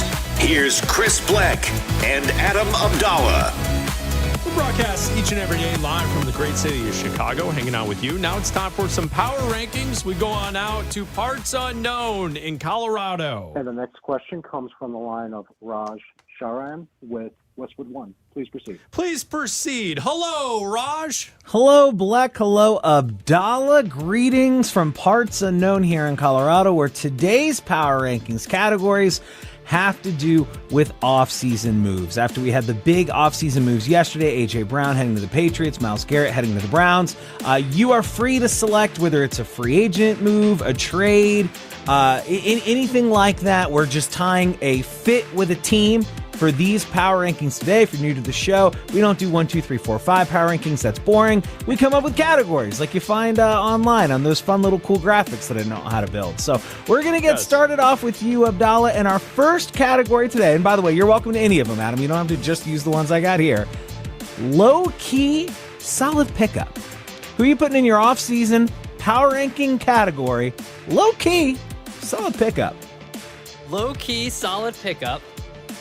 I'm going to say Malik Willis to the Dolphins. Malik Willis to the Dolphins. No. Sorry. I'm going to say, because Chris hates him, DJ Moore to the Bills. I don't hate DJ Moore. Oh, he does hate him. He does hate him. I don't hate him. Hates him. Hey, Chris, tell us about that route that he ran. Tell us about that route. Hates him. You ended the season for the Bears because you gave up on a route. It's not. Good luck with Josh Allen this year. He's not A.J. Brown. He's not Jalen Waddle. He's not like any of these high-profile wide receivers. He's not even Mike Evans. You know, Mike Evans is a Hall of Famer, future Hall of Famer, lock. DJ Moore is a solid wide receiver. It's a guy that I don't think. Yeah, but he's a guy that Josh Allen hasn't had, and I think that's a low-key solid pickup. When you have a go-to guy like that can get yards after the catch the way that DJ Moore can. And that's a guy that Josh Allen hasn't had. And so I think that is a low-key solid pickup. I think that's a guy that could, when you need a go-to guy that Josh Allen hasn't had, when he doesn't need to just say, I got to do this by myself every single time. Now he's got a guy that he can go to. Yeah. Listen to this Keon Coleman slander coming from Abdalla. What do you say, Well, Bleck? no doubt. He's a guy that you can go to until he decides not to finish routes. I knew it was It'll coming. It'll work perfect for Josh Allen, right? All right. Big spot, AFC Championship game. I told you. He AFC hates Championship him. game. No, I mean, just don't quit on your team. Hates him. Okay, to answer the question, Raj, my power rankings for the low-key solid pickup, I would like to select Michael Pittman to the Steelers. Ooh. I think that's a nice move. I think that Mike Evans to the 49ers, that's going to be a really good move. And because we can go off the board and there are no rules here, I also want to select someone that was drafted in the first round as a low-key solid pickup. And I'm going to go with the 7th overall pick, Sonny Styles to Washington.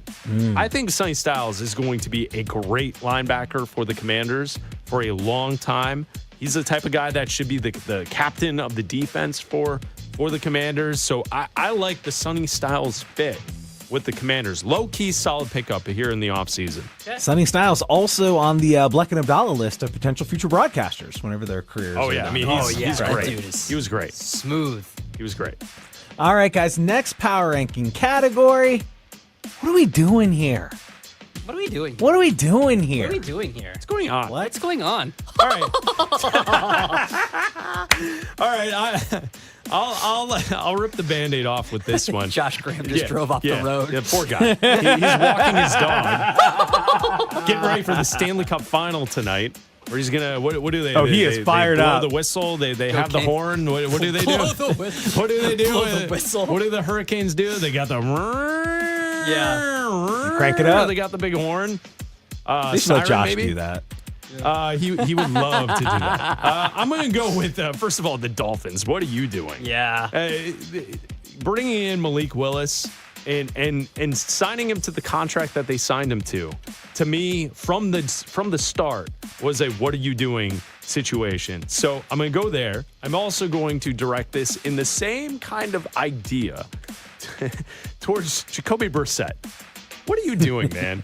Like you are not a starting quarterback. So to think that the Cardinals should do what the Dolphins did and give you the money that the Dolphins just gave to Malik Willis, that's crazy.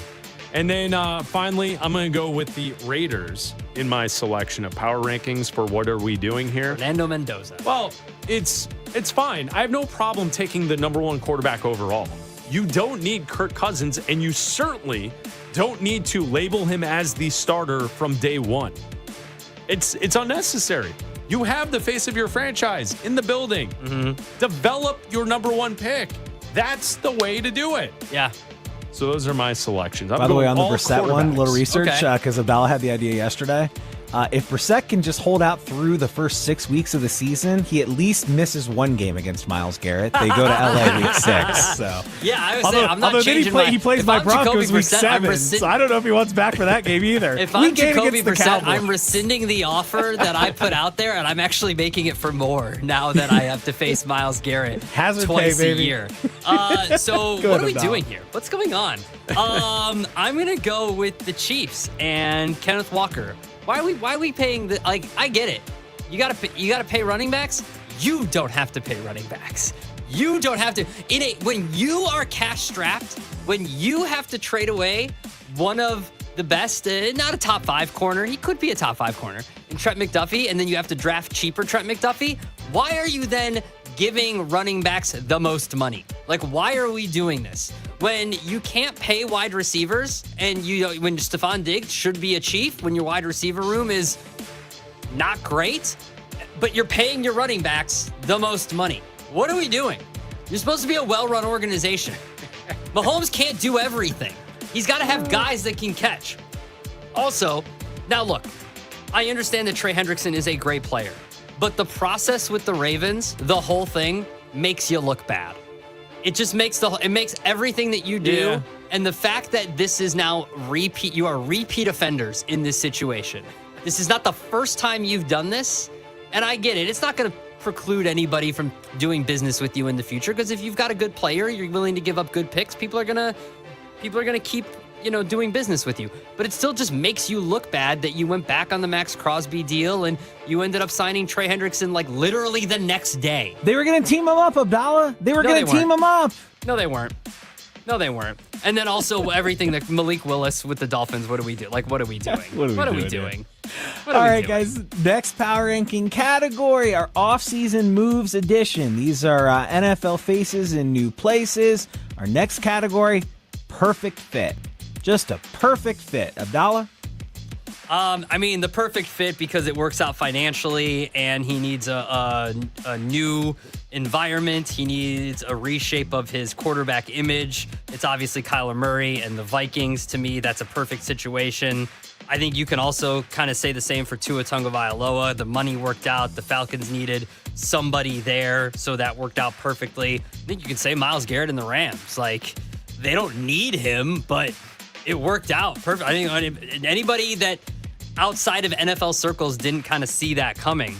And then we all saw the A.J. Brown deal coming, so that kind of perfectly, it needed to happen. They didn't have a good wide receiver room, so it kind of fits perfectly because you had to have somebody there. So if it didn't work out, I don't know what else they were going to do. So I'm going to say those two. My other one, perfect fit, Mike Evans to the 49ers. Love it. Is a perfect fit. It is a good fit. That is an absolutely perfect fit for the substation to claim another victim. Like the substation is licking its chops. Like when Mike Evans landed, he's going to be 33 years old this season. Is licking its chops. It's like fresh ACLs for me. Are you serious? Okay. All right, here's my power rankings, Raj, for a perfect fit. I think first and foremost, it's Myles Garrett with the Rams. That is a perfect fit. Even though you guys want to paint me as an individual who dislikes and hates DJ Moore, I think DJ Moore with the Bills, it's a perfect fit. It really is. And don't come at me on this one, because I think I'm right. My final perfect fit for power rankings here in the NFL offseason moves, Geno Smith with the Jets. I mean, it does fit. You know why? Okay.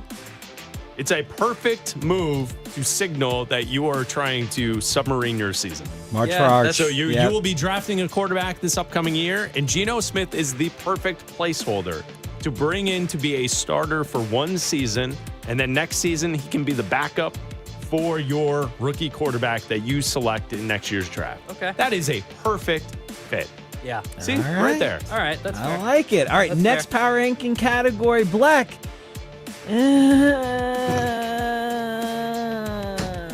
Don't make that sound again. Raj, what was that noise? Don't make that sound again. Oh, no. Don't make that sound again. Oh, we need a clip of that. What was I need a clean, no music sound of Need a Raj making Try that to noise. I had tassels on my pasties. Easy there. All right. I think that's what you wanted to go for, right? Yours was you. I want you held it. Like, what are we doing? Well, I mean, Kenneth Walker to the Chiefs. It's you spent money on a running back. Abdalla yelled about it already, so yeah, we addressed that. Tua Tagovailoa to the Falcons. You're on my list. I mean, on my list. It's on the list of moves from the offseason. Those are the two that I have first and foremost on the list. All right, I'm Abdalla, gonna who go you with putting down Kirk for? Cousins. Like, what do you like? Why did you get Looper Mendoza? Like, what are you like? You just got old. Like, you even made fun of it in your own schedule release video that you just got like older Mendoza. Like, what are you doing? Shout out on Looper though. Good movie. And then great movie. Like, I agree with. Like, I was gonna take Geno Smith there. Just like, Like, I understand what you're doing, but okay, like. Jets fans have to sit through that for a year. The noises the two of you are making. Well, because it's the category. It's the category. It's the category. I'm going. You're making it weird. You're the one that's making you it are weird. making it weird. Raj, You're making it weird. No, you're the one that's making it weird. Yes. I don't think Thank so. you, No, Abdalla. you are. You're the one that's making it weird. All right, and finally, guys, final power ranking category, Abdalla, needle mover. Who's a real needle mover out of this group of new faces and new places in the NFL? I mean, Myles Garrett can fit into a couple of these. So I'm going to say Myles Garrett again. I'm going to say Jalen Waddle to the Broncos. Yeah. Shout out to you, Raj. Jalen Waddle and the Broncos for sure. I'm also going to say, now look, I don't think that the quarterback situation is going to work out for them, but Michael Pittman to the Steelers. I think that's a great move for whoever's their quarterback next year.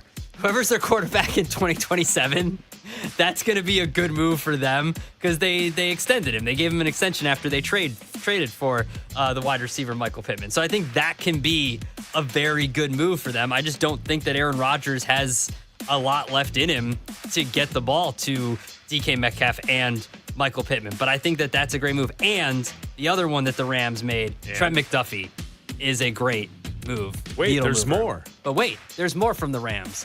Trent McDuffie is another needle mover. All right. I think it's a given that the Myles Garrett is a needle mover in the NFL offseason. But I've got two that Abdalla didn't mention that I think are worthy to note. Trey Hendrickson to the Ravens. That's a needle mover because I think the Ravens are the best team in the AFC. And then I would also add Kyler Murray to the Vikings. Takes the Vikings from a team looking from the playoffs on the outside to possibly being a playoff team this upcoming season because the major flaw with Minnesota this last season was quarterback play. And I think Kyler can play. He's not the best quarterback in the NFL, but he's got talent. And with Kevin O'Connell, I think he's going to get the most out of him. So I'm going to say it's Kyler Murray is a part of that category for me as well.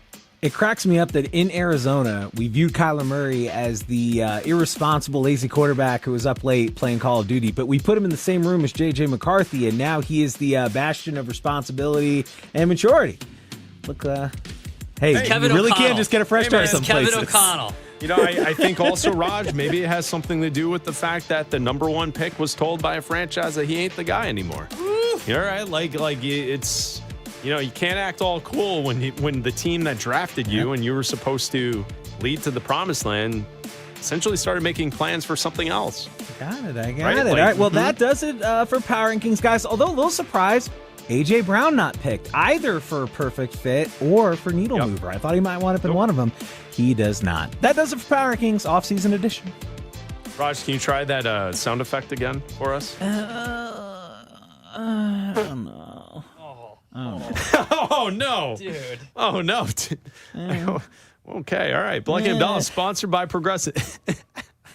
Sponsored by Progressive Insurance. Save on commercial auto insurance from Progressive. Get a fast quote at progressivecommercial.com. Bleck Abdalla here on Westwood One Sports and the Westwood One Sports app. You know, it's the offseason in the NFL.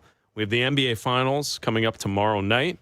And technically, for most teams and most players in the NBA, the offseason is begun, even though you can't actually move teams. We have an update on LeBron James.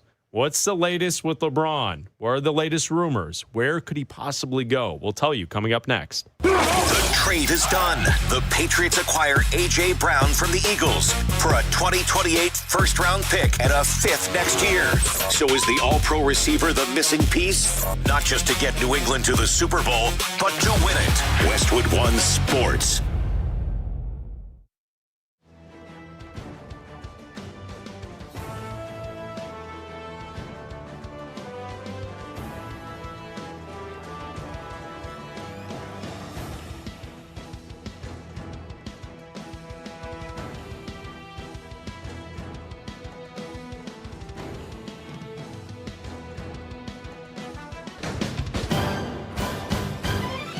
At the tone, the broadcast will begin in 4 minutes, 30 seconds.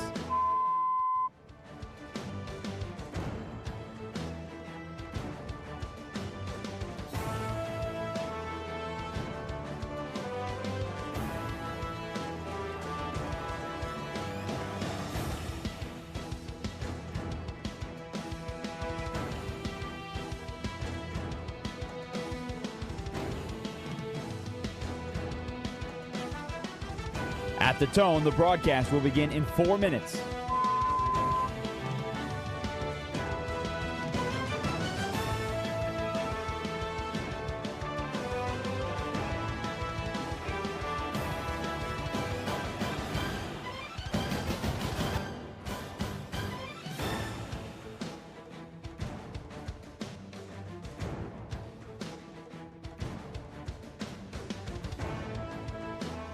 At the tone, the broadcast will begin in 3 minutes and 30 seconds.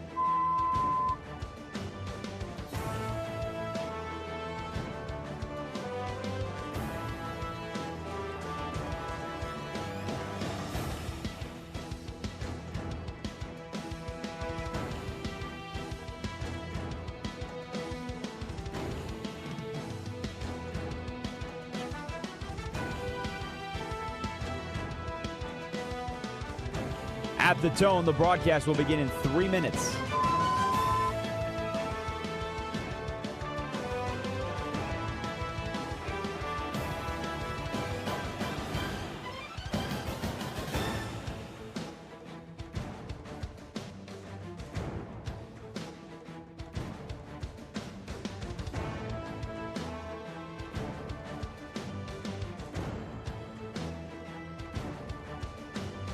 At the tone, the broadcast will begin in 2 minutes, 30 seconds.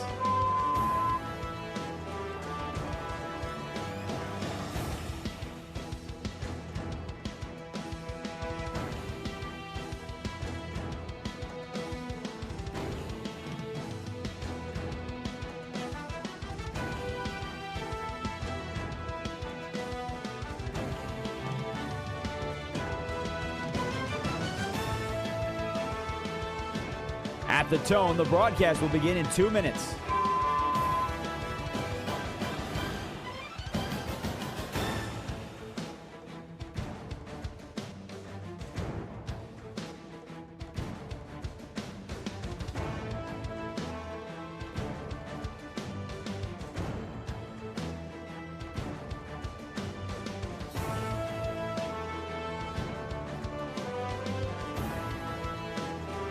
At the tone, the broadcast will begin in 1 minute, 30 seconds.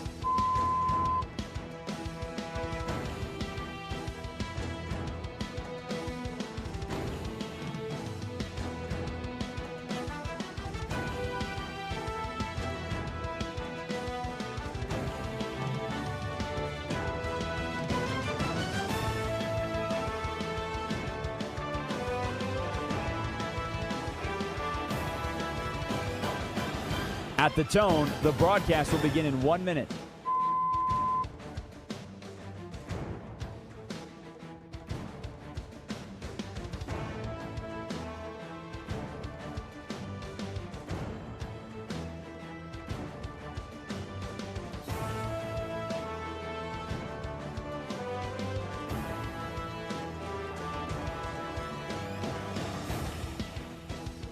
Stations, this is your final time check. At the tone, the broadcast will begin in 30 seconds.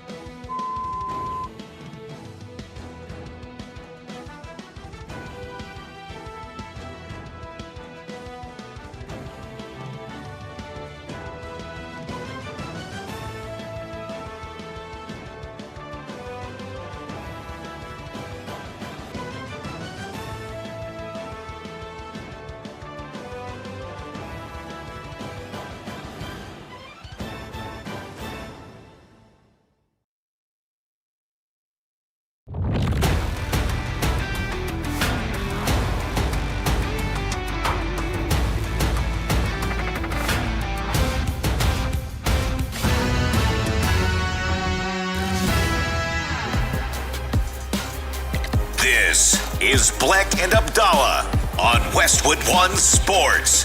Here's Chris Bleck and Adam Abdalla. That's right. Check out the podcast on Apple and on Spotify. Bleck and Abdalla, also on YouTube. Bleck and Abdalla Show. Make sure you like and subscribe. We have the YouTube channel up, running. The live stream is there. You can watch it each and every day right here, Westwood One Sports and the Westwood One Sports app. Bleck and Abdalla hanging out with you until 3 Eastern. We now have the latest in regards to LeBron James.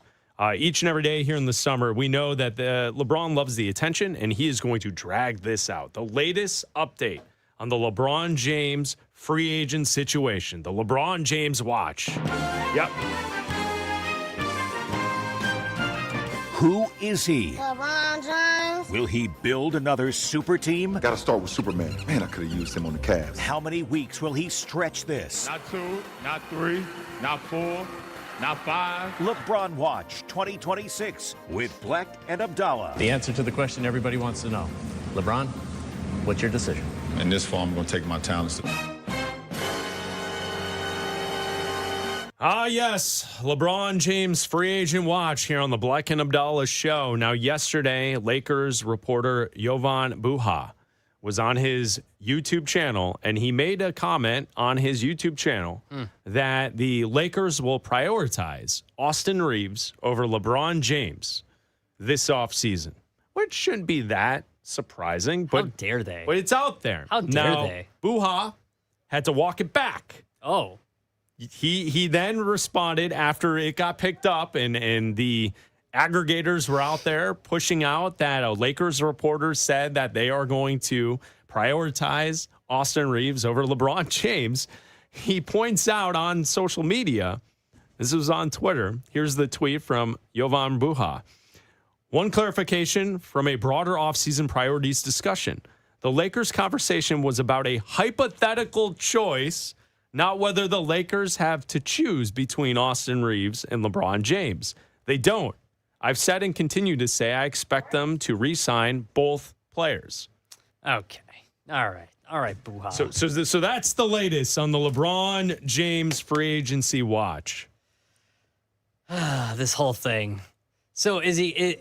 I believe the odds still say he is most likely to be a Laker. The odds still dictate that he is most likely to re-sign with the Lakers. Cleveland is next, I think, or the Warriors are next, and then Cleveland. But the point is that it's most likely that he is a Laker.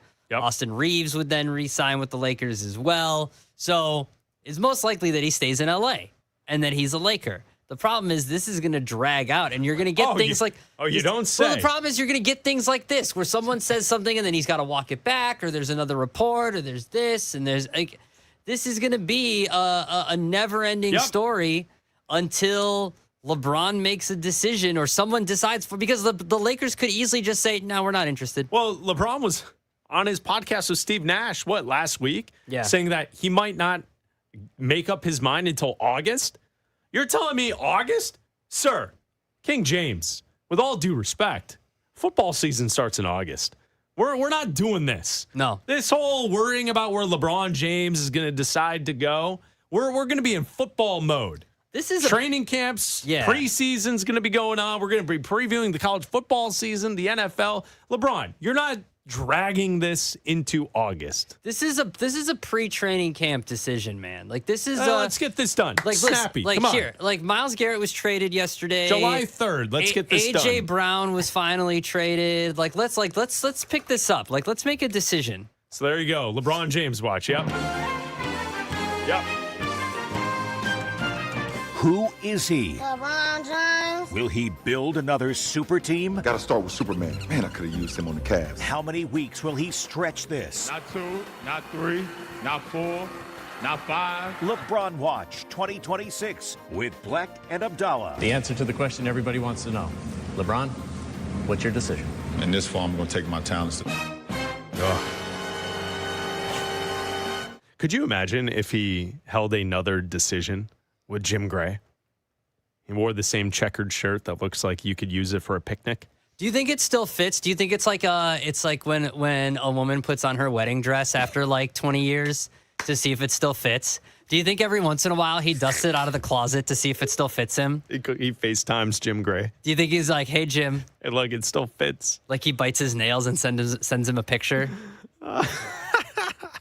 It's Bleck Abdalla here on Westwood One Sports and the Westwood One Sports app. It's now time for the Defensive Player of the Week, brought to you by Navy Federal Credit Union. Our members are the mission. Who would you like to select? Come on. Who else is it going to be? It's Myles Garrett. Well, you could go with Victor Wembanyama. Nope. In the NBA Finals, Absolutely starting up not. tomorrow night. Dude, who has it better right now? Myles Garrett set the sack record last year and has been on a team that hasn't sniffed a winning season, that has the guy with the quarterback jersey on, to now the team that was already the Super Bowl favorites to now became the more Super Bowl favorites. The quarterback jersey. Yeah, the guy with the names, all the names on the back of the like jersey. This guy, like it's Myles Garrett. Okay, so it's Myles Garrett. We will select Myles Garrett as the Defensive Player of the Week, brought to you by Navy Federal Credit Union. Our members are the mission. Bleck Abdalla here on Westwood One Sports and the Westwood One Sports app. In 10 minutes, we will go over the winners and the losers of the Myles Garrett trade to the Rams. So we'll talk football with you in 10 minutes right here on Westwood One Sports. We're running out of protein? It's all in my body, bro.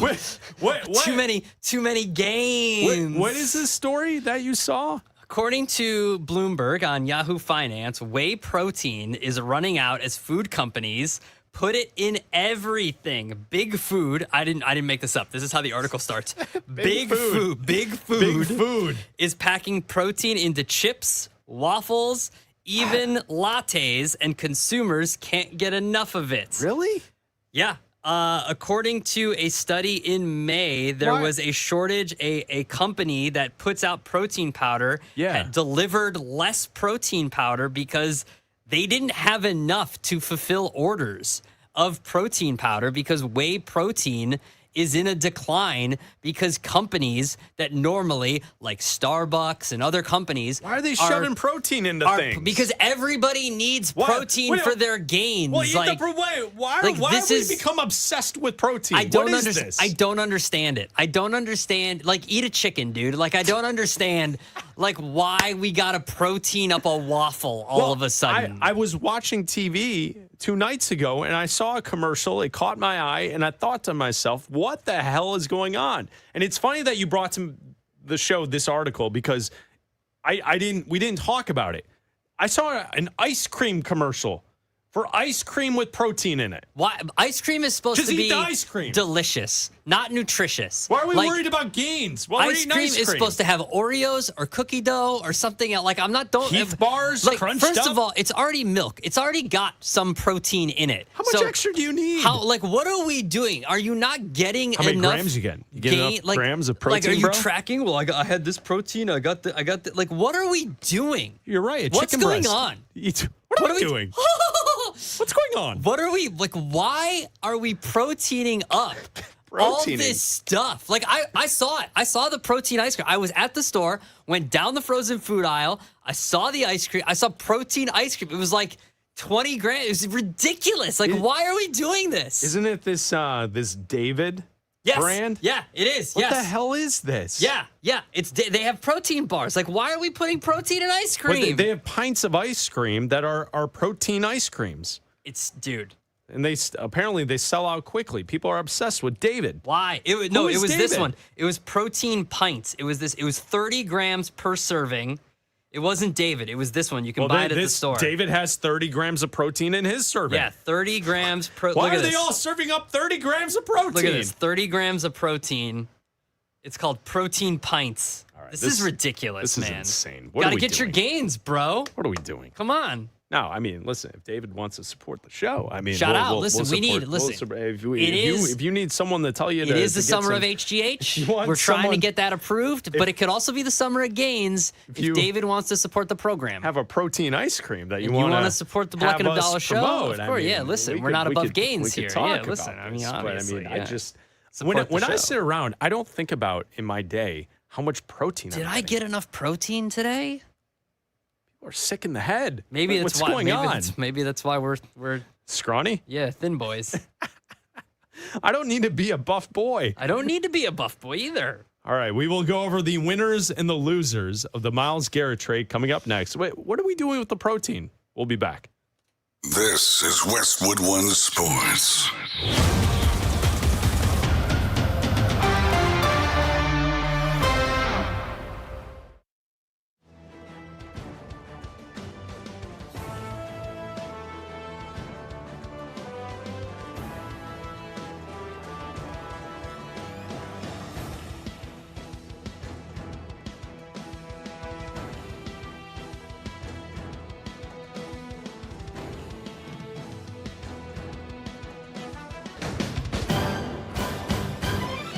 At the tone, the broadcast will begin in 4 minutes, 30 seconds.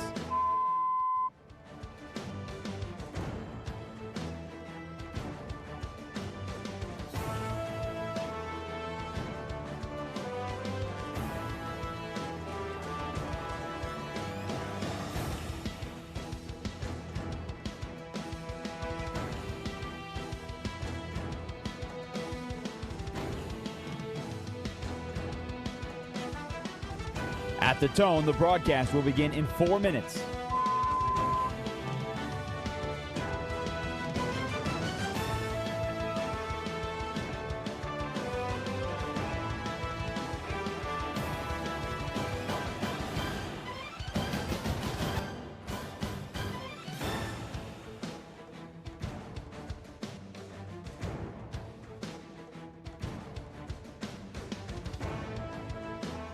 At the tone, the broadcast will begin in 3 minutes and 30 seconds.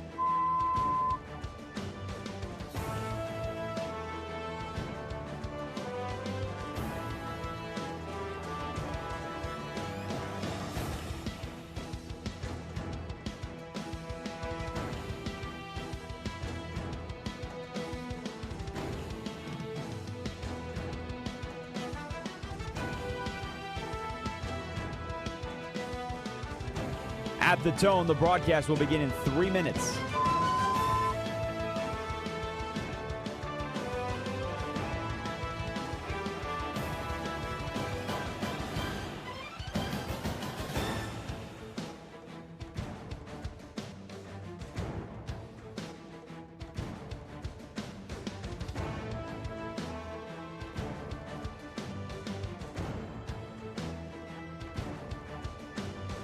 At the tone, the broadcast will begin in 2 minutes, 30 seconds.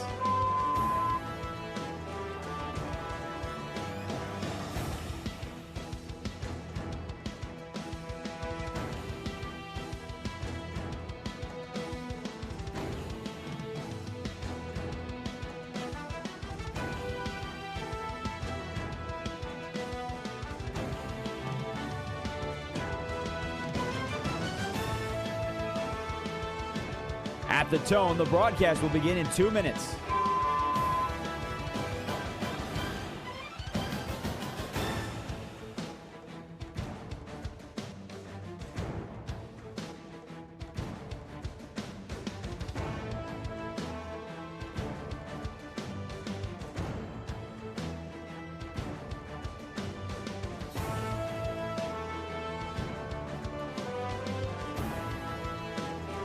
At the tone, the broadcast will begin in 1 minute, 30 seconds.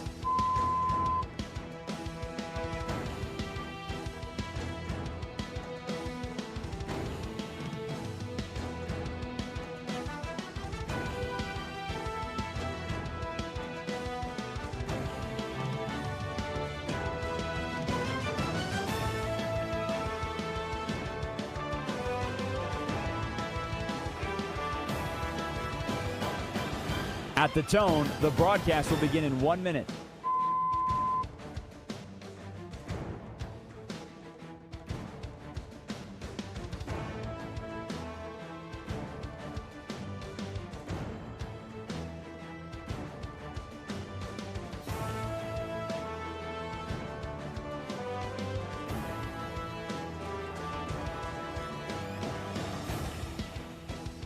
Stations, this is your final time check. At the tone, the broadcast will begin in 30 seconds.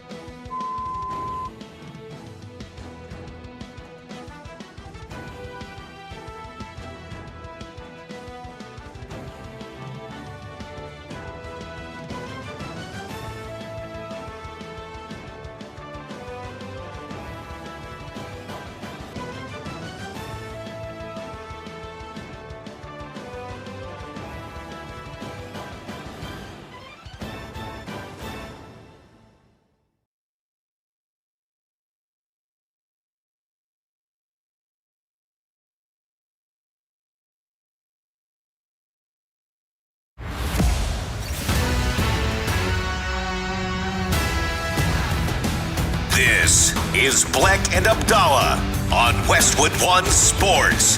Here's Chris Bleck and Adam Abdalla. That's right. Westwood One Sports, the Westwood One Sports app. It's Bleck and Abdalla, Sirius XM Channel 375, and all of our great radio affiliates around the country. I'm Chris Bleck, along with Adam Abdalla, broadcasting live from downtown Chicago, on the air until 3 Eastern, and then we'll hand it off to Jim Rome right here on Westwood One Sports. If you want to join us, you can call or text us at 310-840-4910. Yesterday, a blockbuster deal in the NFL. Myles Garrett traded to the Rams. Jared Verse sent to the Browns. The Browns also receive a first-round pick and other picks to go along with it. But the marquee, Myles Garrett to the Los Angeles Rams. The big trade that went down yesterday. Obviously, also in the afternoon yesterday, you had the A.J. Brown trade to the New England Patriots as well. Specifically looking at Myles Garrett to the Rams, Abdalla, when we look at the winners and the losers for this trade, I think it's a pretty fair trade on both sides. Usually, when we look at trade breakdowns and we say, who won that trade? It's usually the team that got the best player. In the NFL, sometimes you have to wait to see how it plays out because draft capital means more at times around the NFL when trying to figure out who won a big blockbuster trade like this. So Rams and Myles Garrett, Browns get Jared Verse. Who do you think are some of the winners and the losers? I honestly don't think that anybody lost in this deal. Like, there's no losers in this deal. I think this is a true everybody won in some fashion. Myles Garrett gets to, we presume, end his career with a franchise that is truly going for it in every sense of the word. Like the F them picks mantra, the let's go all in for now Matthew Stafford and now Myles Garrett. And if you want to throw Devontae Adams in there, like every quote older player is now going to reap the benefits of the next 2 years of this, whether it's the Trent McDuffie trade, whether it's any signing that they make, including this trade.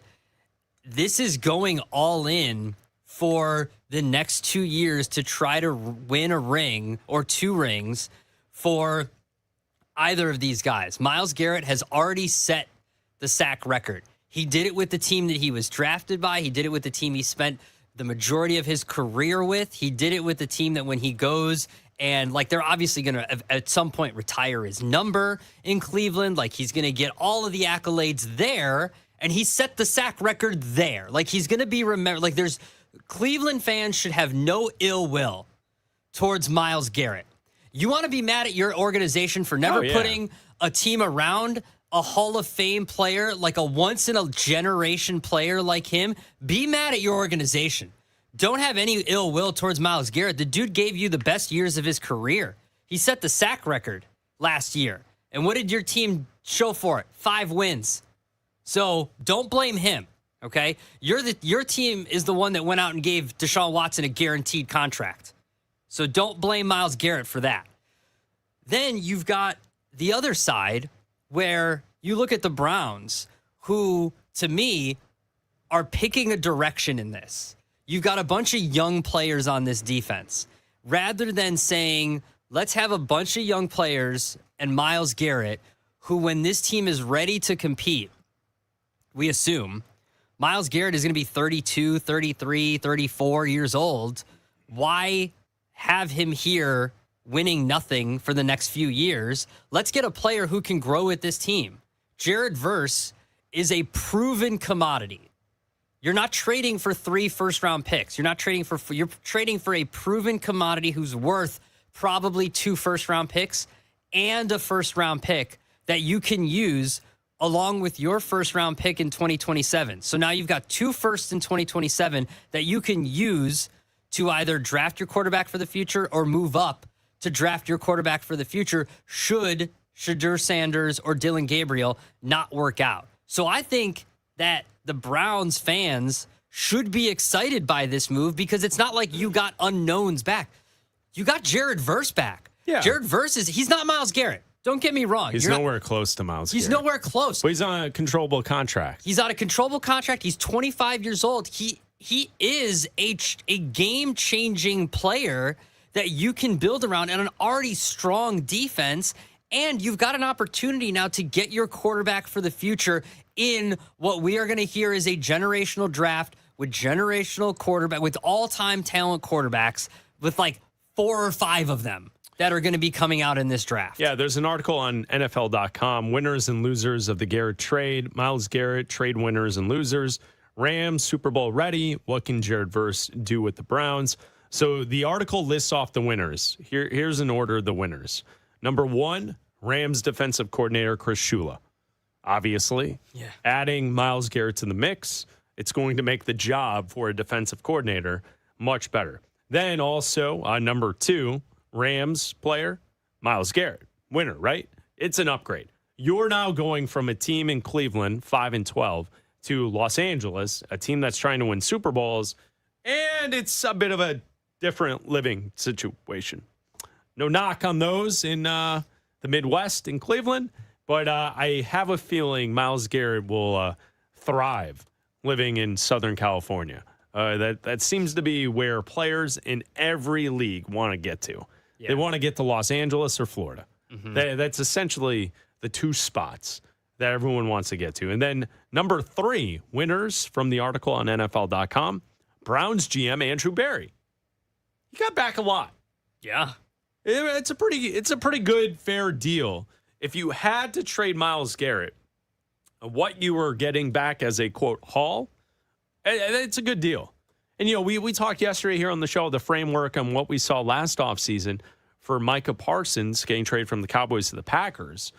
And, obviously, the Browns are getting back a much better player than what the Cowboys got back for Parsons. Mm-hmm. Still a good player. Kenny Clark's a good player.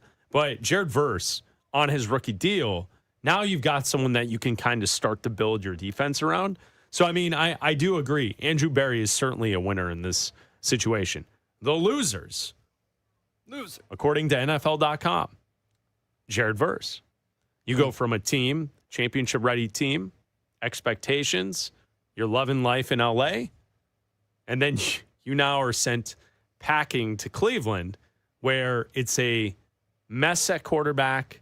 You've got Todd Monken as the new head coach, which you and I have pointed out. So I was just trying to get a sweet haircut. He's out there getting his haircut while the other coaches are gathering for their team photo. So right? I was just trying to get a sweet haircut. All the coaches are together. But Todd Monken is one of those guys where you and I have kind of called out that there might be a reason it's been so late into his career where he's gotten an opportunity to be a head coach. Yeah.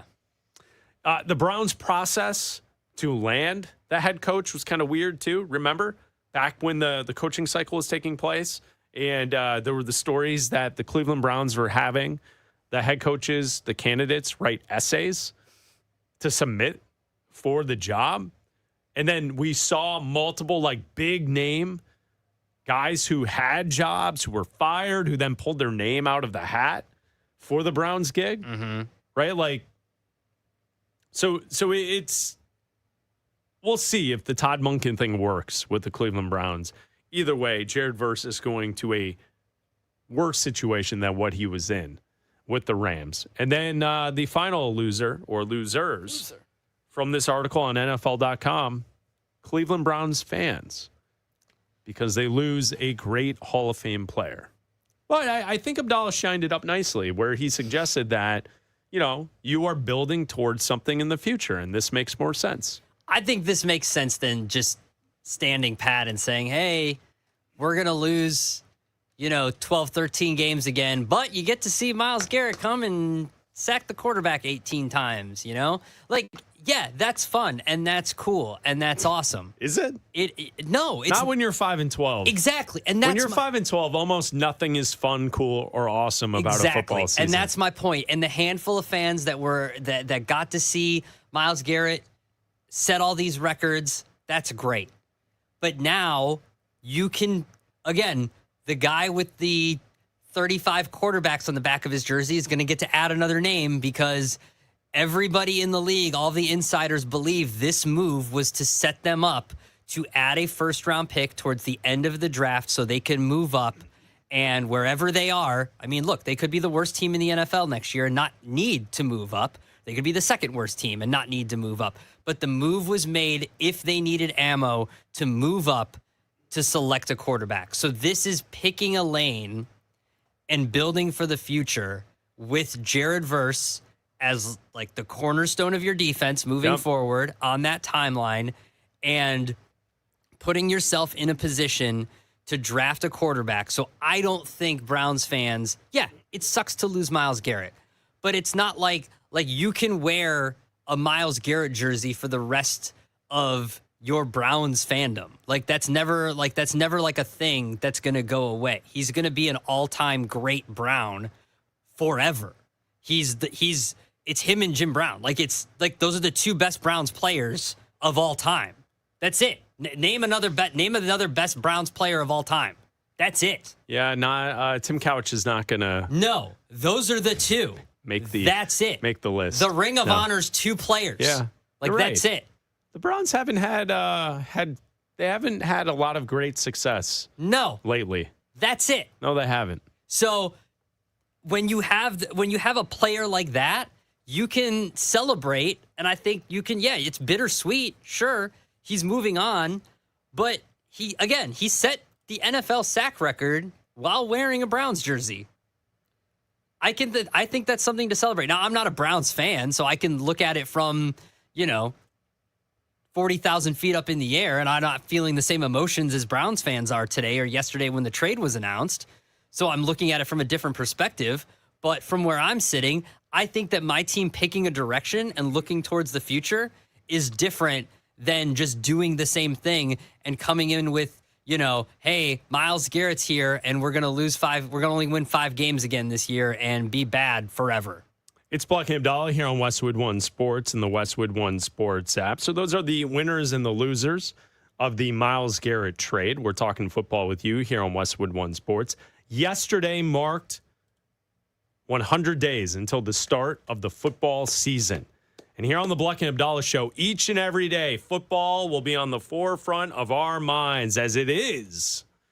That's right, the summer of football. I proclaim this the summer of football! What the hell's going on out here? We're going to be here all day, baby. I like this kind of party. Only Brett Favre could do that. I don't care what you say. I'm just here so I won't get fined. Just keep matriculating the ball down the field, boys. We need a National Guard.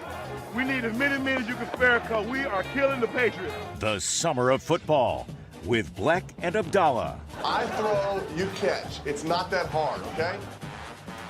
That's right, the summer of football with Bleck and Abdalla. And since yesterday was day 100 until the start of the NFL season, today is day 99. Hey! As we continue to count down the days until the start of the football season. I know. Summer will go by quickly. Yeah. Before we know it, we will be getting ready for the Seahawks and the Patriots to kick off the NFL season. Can't wait. All right, today's item that I want to bring to your attention, Aiden Hutchinson from the Lions, defensive end, star player. He told the Detroit Free Press on Friday that he knows, and we know, here's the quote, "We know we're in a championship window right now." Do you agree with Aiden Hutchinson saying and acknowledging that the Lions are in a championship window, so as they prep for this season, that's the mentality that they're taking? The way I see that is like, good. They should, and they're good enough. And I think the Lions bounce back in this upcoming season. I think they are in their championship window. I think they're the best team in the NFC North right now, which means that they're going to win. They can win that division. You're in the dance. You're in the playoffs. I don't think they're the best team in the conference. I don't think they're the best team. I don't think they're going to. I mean, look, we just saw what the Rams did. No one, on paper, no one's going to come close to the Rams. As simple as that. It's probably Rams, then the Seahawks again. Then, I'm going to just name the 3 NFC West teams in order, and then probably get somewhere in the range of probably then the Cowboys, maybe. Then the Lions, right around there. So they're probably 4th or 5th best, I would say, in the conference. Okay, so, here's my short list. This is the way right now, today, back against the wall. I got to say it right now. Here we go. Here are the, I've got 3 tiers at the top of the NFC. You're right. It's the Rams are by far, with the move yesterday, they are 1. They're in the top tier by themselves. I don't think there's a team on their level. The second tier, I have 2 teams. I have Seattle and I have Detroit. I think those 2 teams are the notch just below what the Rams are in the conference. And then below Seattle and Detroit, I've got 4 teams. I've got Dallas, I've got San Francisco, Scratch that. I'm going to have 5 teams. Dallas, San Francisco, Philadelphia, Green Bay, Chicago. Okay. So now if you're just running with math, that's 8 teams right there. And I haven't even mentioned a team from the South. Oh, yeah. Yeah. And so I mean, that's what I have for the NFC at the moment. Okay. I think Dallas, San Francisco, Philly, Green Bay, Chicago. Seattle, Detroit, Rams. Okay. Now, to make it a playoff picture, I have to include someone from the South. Yeah. I would probably lean Tampa. Mm-hmm. That's the way I would lean. Mm-hmm. That's 9 teams. Mm-hmm. That's also not even factoring in Washington or Minnesota, Mm-hmm. who are both going to be improved. I'm sure people listening in Carolina are screaming like, hey, our team made the playoffs. Why can't Bryce Young take another step and then we get back to it? Yeah, we'll see. And Atlanta with Stefanski, I'm sure is going to be in the conversation. Yeah, well, we'll see. I'm just like right now, I think Detroit can feel as if they are one of the 3 teams that can get to the Super Bowl from the conference at the top. I think it's the Rams, Seahawks, Lions. Those are the 3 best teams. I'm going to say, now again, I know you're going to say, well, yeah, of course we have to assume everybody stays healthy. But with the 49ers, you have to say... I have to make this assuming people are healthy? No, I have to say it with the 49ers because no one on their team can ever stay healthy. So with the 49ers, you have to say it because no one on their team can ever stay healthy for an entire season. So I'm going to say Sure. Rams, Seahawks, 49ers are my top. Like, Rams are by themselves. Rams, Seahawks, 49ers. So you think it's just all NFC West? I'm going to say top. Rams are by themselves on paper. And then Seahawks, And then 49ers are the second tier? Seahawks, 49ers, Lions. Okay, are the second tier. Lions are with them. Lions are with them. And then after that, I'm going to go Cowboys, Eagles, Bears are in there. Okay, all right. And then after that, I'll go like Packers, Vikings, Bucks. I'll throw them in there. And like that. So I think they're I think they're in that tier right there. So if you're a Commanders fan, you're being disrespected by this conversation. If you're a Vikings fan, you're being disrespected by the conversation. Looking at the odds. If you're anyone in the NFC South, you're being disrespected. I'm looking at the odds by on the conversation. on DraftKings. Promo code BNDay26. Shout out. Right now, the Lions are their favorite to win their division, the NFC North. But they're not. But the Packers are more of a favorite to win the conference. Riddle me that, Batman.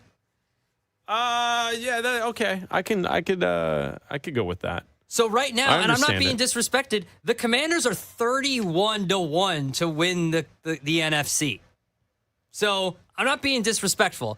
Talk to Vegas. Don't talk to me.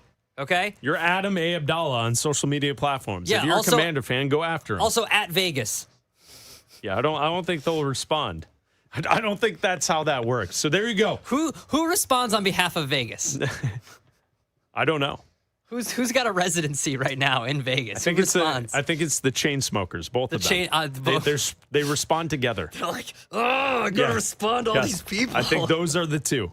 They're the new Seyfried and Royd. They split amongst the 2 of them. They're like, I gotta respond. It's Bleck Abdalla here on Westwood One Sports and the Westwood One Sports app. So there you go. 99 days until the start of the football season, the summer of football, each and every day with Bleck and Abdalla here on Westwood One Sports. Winners and losers of the A.J. Brown trade. We'll tell you those coming up next. But the final round of the basketball season is here.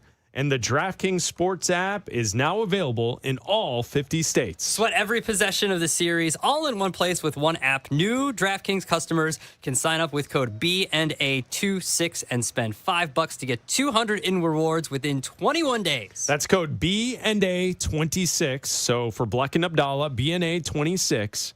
In partnership with DraftKings, the crown is yours. Bet with DK Sportsbook. Gambling problem? Call 1-800-GAMBLER, 1-800-MY-RESET. New York, call 877-8-HOPE-NY. Text HOPE-NY. Connecticut, call 888-789-7777. Visit ccpg.org. On behalf of Boot Hill Casino in Kansas, bet tax pass-through may apply in Illinois. 21 plus, void in Ontario. Event contract trading with DraftKings predictions involve risk of loss. Sportsbook's bonus bets expire in 7 days. $50 in predictions dollars issued weekly for 3 weeks. expire in 1 year. Redeem one non-withdrawable reward. Availability varies. Predictions offer void in New York. Ends June 28th. Terms at dkng.co/audio.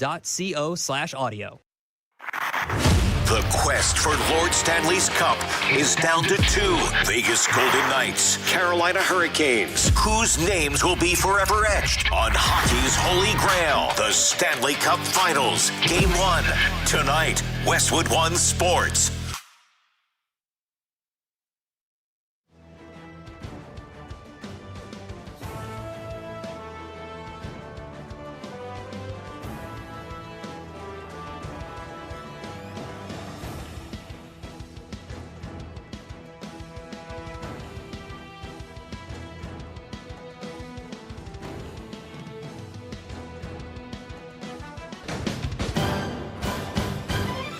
At the tone, the broadcast will begin in 4 minutes, 30 seconds.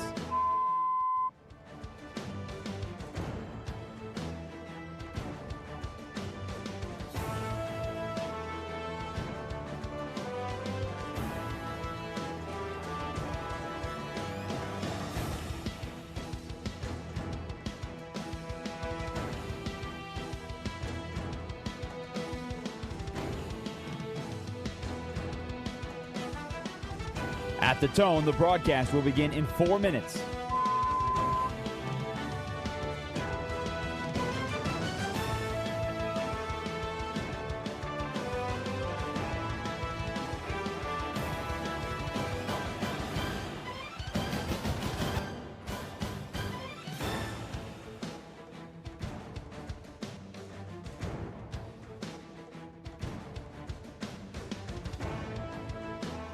At the tone, the broadcast will be in 3 minutes and 30 seconds.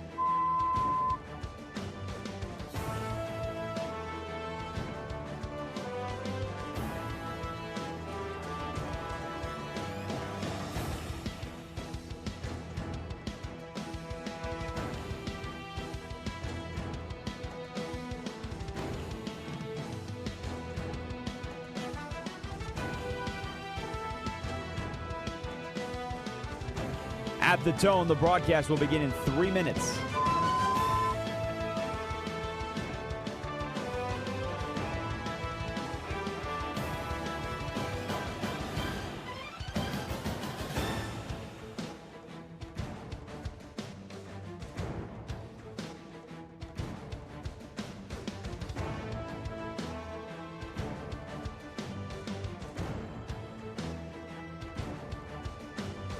At the tone, the broadcast will begin in 2 minutes, 30 seconds.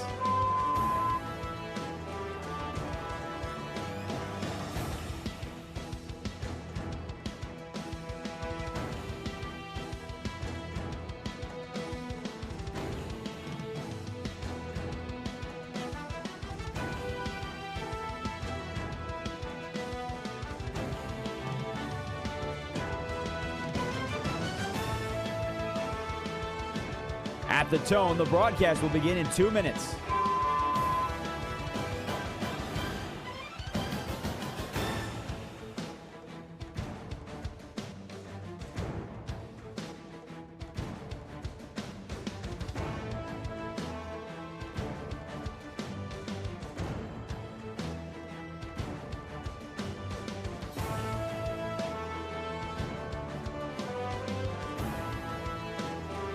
At the tone, the broadcast will begin in 1 minute, 30 seconds.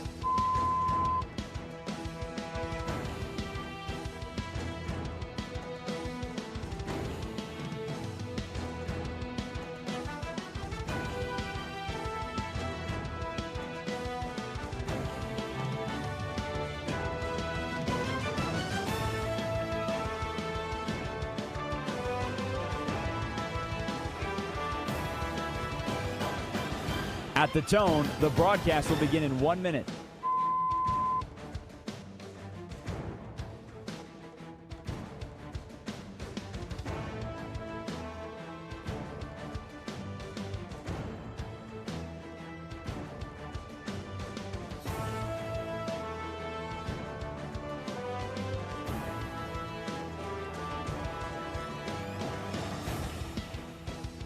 Stations, this is your final time check. At the tone, the broadcast will begin in 30 seconds.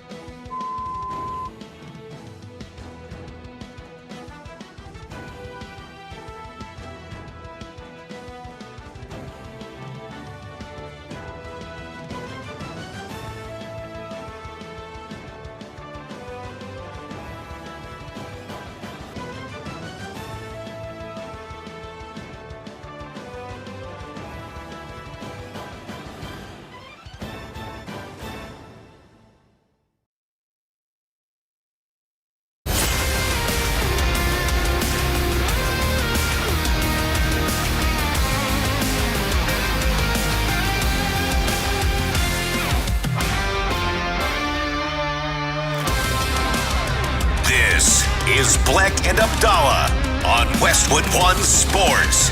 Here's Chris Bleck and Adam Abdalla. Two big trades in the NFL yesterday. Myles Garrett getting sent to the Los Angeles Rams, which I'm sure he's thrilled about. So I don't know if it's proper to say he's getting sent. He's gleefully heading west. It's probably the way I would describe that, as Jared Verse is getting sent to the Browns. That's the way I would describe that. Now, A.J. Brown, on the other side of things in the NFL, the second big trade that took place yesterday in the NFL, I think A.J. Brown is excited to be joining the Patriots. He's back with Vrabel. He's got a young quarterback. For my money, he'll be better than the quarterback that the Eagles have. You know, we can dive into the stats, and you can bring up the sack numbers and the struggles from Drake May at the end of the season. But let's be honest, Drake May was a touted prospect who had a great season last season. In year 2, I'm expecting better things from him in year 3. This is a great situation for A.J. Brown, a better situation than the situation he was in with the Eagles. I agree with you. I think it is, because you reach a certain point when all of the noise outside of the locker room will bleed into the locker room, and what we hear about what's going on inside the locker room becomes true. Like, where there's smoke, there's fire, right? Like, he and Jalen Hurts weren't getting along. There were issues with the offense. There were issues with him and Jalen Hurts. There were issues with him and the coaching staff. Like, there were issues going on, and we knew that it reached, not whether it reached a breaking point, but we knew that this was going to be it. And the offense, whether it was the fault of the offensive line and not being able to get enough, protection for the running game, or just the report from ESPN about Jalen Hurts freelancing and all that kind of stuff, the offense last year was broken for the Eagles. And whether you want to blame A.J. Brown or you want to blame Jalen Hurts or everything put together, something needed to happen. And it felt like the divorce of Jalen Hurts and A.J. Brown and the Eagles and all of that. And it's easier to get rid of A.J. Brown than the quarterback, right? A.J. Brown had a natural fitting spot with the Patriots and Mike Vrabel and a coach he used to work with in Tennessee. And so that was the easiest place to go. It'd been reported for months now that was the place he was going to go come June 1st. And guess what? June 1st happened, and hey, A.J. Brown is a Patriot. I would say, in your analogy of the breakup between the two, usually when there is a breakup of a relationship, it's tough to suggest that both parties will be good in the end or have a glow up after. I think A.J. Brown could certainly have a glow up this upcoming season. He could have more output, receiving yards and touchdowns and success with the Patriots.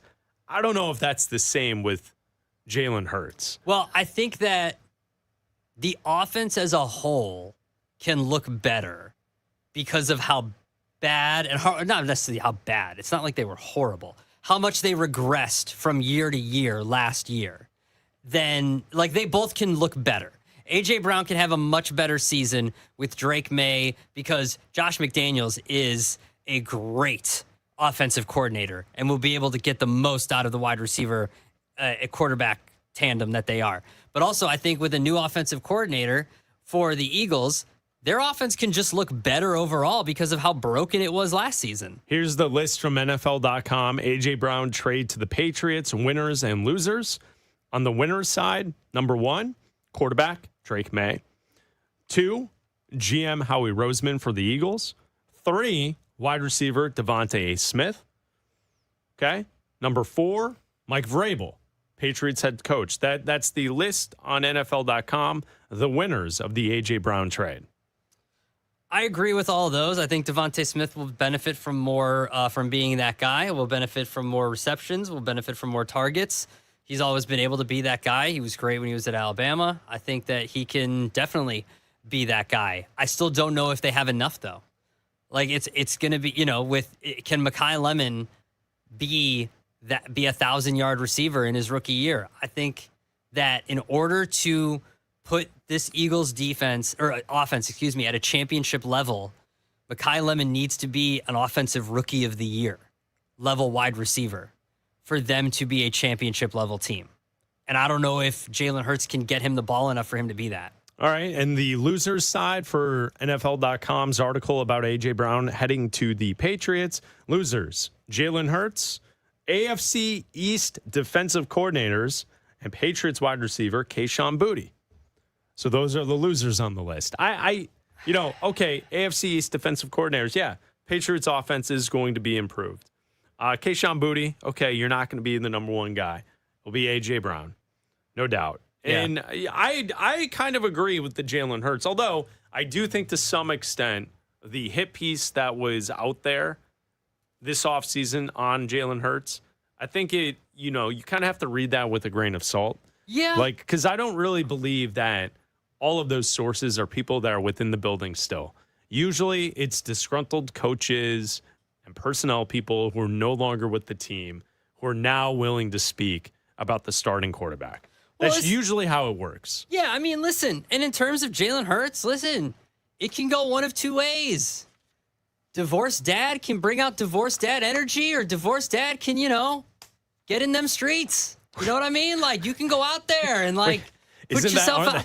Isn't that the same? No. Isn't that the same energy? No. Sometimes what's the difference? You can go out there and put out that good energy. You can go out and you can go out there, man. Like, you can. Listen, you can have get examples of you this? can get your groove back. Okay. You can go out there and like Stella. Exactly. You can reinvent yourself. Yeah, okay. Jalen Hurts 2.0. Okay, all right. Because all right. I could say that when the tension is out there, there's a negative energy for both of them. Of course. And when that negative energy is gone for both of them, it's a different environment. It's Bleck Abdalla here on Westwood One Sports and the Westwood One Sports app. You unbutton that top button a little bit? I guess. Get that chest meat out? I guess if you're wearing button-down shirts to go out to dinner, if that's what people... Listen. That's your style, Divorced dad energy is out there, man. I'm telling you. If you're still rocking what was hot 25 years ago, then by all means, get that chest meat out. Roll those sleeves up. It's Bleck Abdalla here on Westwood One Sports and the Westwood One Sports app. You can call or text the show at 310-840-4910. The NBA Finals are tomorrow night. I saw this. So tomorrow night, 8:30 Eastern, Spurs hosting the Knicks. Now, the NBA has promoted on their social media platforms what the court will look like for the NBA Finals. How about this? Shout out to all of us, the complainers in the world. Mm-hmm. We got one. How about that? Did you see the court? Adam Silver in the NBA has responded to us all complaining and bitching over the last 2 years over the fact that they removed the script NBA Finals logo off the courts. Cursive is back. It will say NBA Finals. The script is there. I don't know if it's technically cursive, but it's got that cool traditional finals logo look. Yeah. And then also they have added back the trophy, the Larry O'Brien trophy. Love it. At center court. Now, here's the key. What they promoted on social media yesterday is noticeable. It's on the actual court. It's not a decal. It's not added after the fact. The new courts for the finals for both the Knicks and the Spurs have the championship trophy on the court. It looks glorious. And a win for all of us complaining. Complainers, we got one. It was more of an online bullying, I think, than a complaining. Yes, we got it done. Yeah. All right. Because of that, and because Adam Silver obsessively follows social media and is so worried about all of us complaining about things on social media, I have 5 more ideas for Adam Silver. Okay. 5 more ideas. Now that we've gotten that one, we got a win in our corner. We got the trophy back on the court and the final script on the court. It'll look like it used to back in the good old days. I got 5 other things for Adam Silver. Okay. Number 1, if you're playing at home, you're wearing white uniforms. Okay. Right? Can we get behind this? Can we get the white uniforms at home back? Can we do that? And I know Lakers fans, you wear yellow. I get the gold. I get it. Your light colored uniforms at home. It's the way the NBA should be. Okay, that's number 1. Number 2, things for Adam Silver to work on. 1 court per team for the season. You guys know, as you're watching NBA games, all these teams have their 17 different courts. So when you flip on a game, you don't really know where this team's like Charlotte. They've got courts that don't even look like it's the Hornets' home court. What are we doing? One court. You start a season with one court. That's what you get. The design of whatever that is, if you want to change it, but you got to stick to it. Okay. One court. One court. All right. Number 3 for Adam Silver. Teams cannot add ads by using technology on the court. Okay. Do you know what I'm talking about with this? The superimposed logos, like the logos that they flop all over the floor. Yeah. I know what you mean. Yeah. Like you're watching a game out of Turkey. Yeah. With all this advertising all over the floor. Like they're adding hair. Yeah. No, this is the NBA. If you're gonna sell ad space, it has to be painted on the court. Yeah. Painted. I'm okay with that. You can sell the space. I don't want superimposed logos all over the floor anymore. Okay, number 4. End the in-season tournament. Well, that's not going to happen. No one wants it. That's not going to happen. No one wants that. I'm sorry about that. That's not going to happen. Okay. Number 5. Follow what NBC and Peacock have done this last season. Require all broadcast partners to air the starting lineups before the game. Requirement. I think we're going to get that in the final. Didn't we get that in the finals last year? We did, but then ESPN gets sideways with it during the regular season. Oh, okay. They do it, and they only did it in the finals because everyone bullied them online that they wanted to see the starting lineups. Yeah. Well, okay, so those are my 5 things for Am Silver. Since we're getting the NBA to listen to us finally. I have some uniform news for you. If you want it. Go ahead. Games 1, 3, and 4. Yep. The Knicks will be wearing white. Yep. As they should. And the Spurs will be wearing black. Yep. Game 1. So game 1, the Spurs are wearing black, even though they should be wearing white. Yes. But then the rest, games 2, 3, and 4, followed the idea that the road team is wearing the darker color. And in game 2, the Knicks will be wearing blue. Yep. And the Spurs will be wearing white. Yeah, it's the way it should look. Yeah, but just in game 2. The rest of the time, so games 3 and 4, then when it flips back. Yeah. But then I don't know what, they haven't announced games 5, 6, and 7 yet because those are TBD. No, but when the Knicks go home, they're wearing white. Yeah. Yes, but and for the Spurs will be in the black uniforms. Yeah, and also for game 1, they'll be wearing black and white. No, I know. That's why game 1 is messed up. I know. Game 1 is messed up. 2, 3, and 4, the uniforms look right. Yes. Yeah. Unfortunately. See, it pays sometimes to complain. But the point is we don't get any weird... My point in giving you that news is we don't get any weird, alternate jerseys. No, the NBA already announced that wasn't going to take place in the finals or the end of the conference finals. Good. So it's Bleck Abdalla here on Westwood One Sports and the Westwood One Sports app. The Stanley Cup final drops the puck tonight. A little beat the Raj with the Stanley Cup final. Vegas and Carolina will preview the Stanley Cup final coming up next. Myles Garrett has been traded to the Rams. The NFL Defensive Player of the Year joins league MVP Matthew Stafford. It's the biggest move of the offseason, with Los Angeles now a heavy favorite to win the Super Bowl. Can anyone knock off Myles Garrett and the Rams? Westwood One Sports.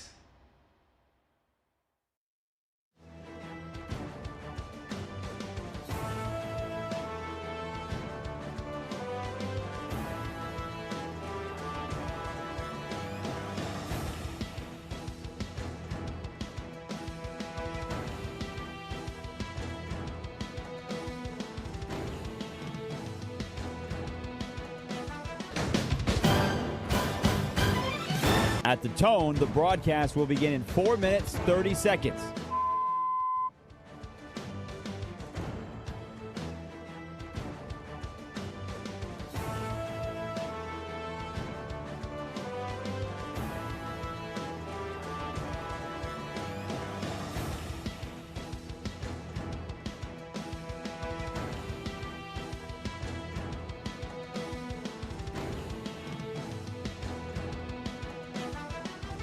At the tone, the broadcast will begin in 4 minutes.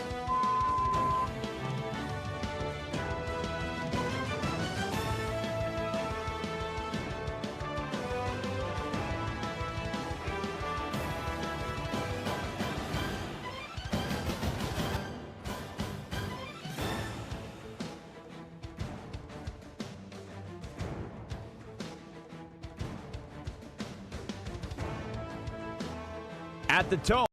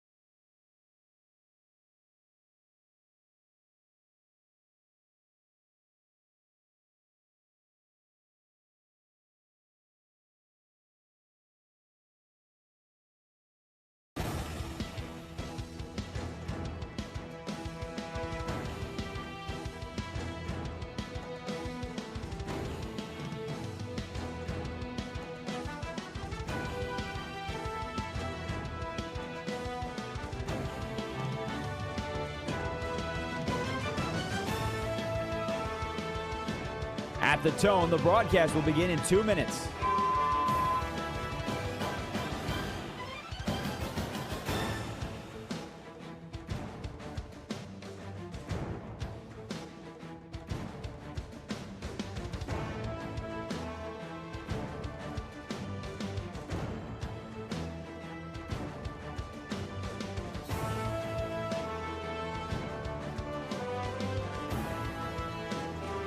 At the Tone, the broadcast will begin in 1 minute, 30 seconds.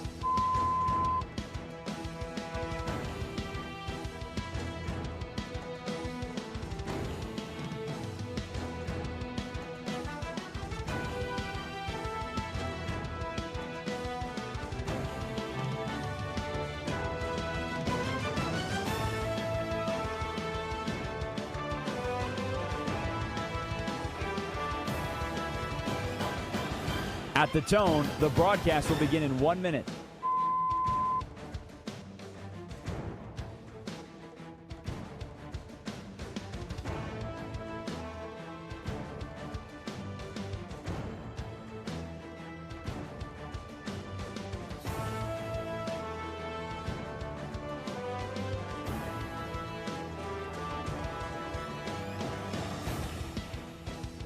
Stations, this is your final time check. At the Tone, the broadcast will begin in 30 seconds.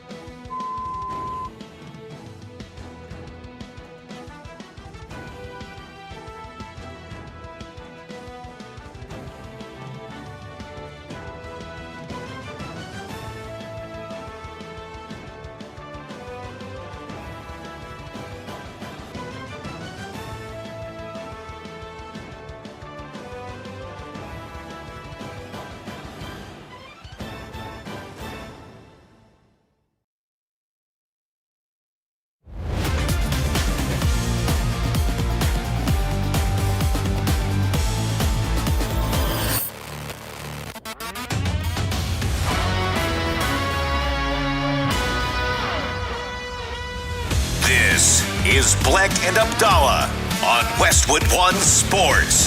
Here's Chris Bleck and Adam Abdalla.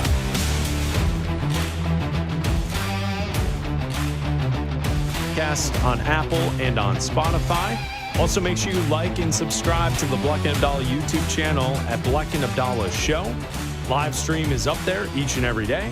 Hanging out here with you from noon to 3 Eastern. Thank you to Raj and Roy for producing today's show. Jim Rome and the Jim Rome Show is coming up next in 15 minutes right here on Westwood One Sports. Tonight, the Stanley Cup final begins, and we have the Vegas Golden Knights taking on the Carolina Hurricanes. Should be a fantastic matchup. 8 Eastern is the puck drop for Game 1 of the Stanley Cup final. And Abdalla, I think that the Stanley Cup final calls for a little competition here on the show. Oh. You, myself, how about Raj? And we try and beat the Raj. Beat the Raj. That's right. So we'll do a little competition. Who can predict the Stanley Cup final the best? The three of us, Raj Sharon producing the show, Bleck and Abdalla as we try to beat the Raj. Yep. Beat the Raj. All right, guys. 8 Eastern tonight, game 1 of the Stanley Cup final. Carolina hosting.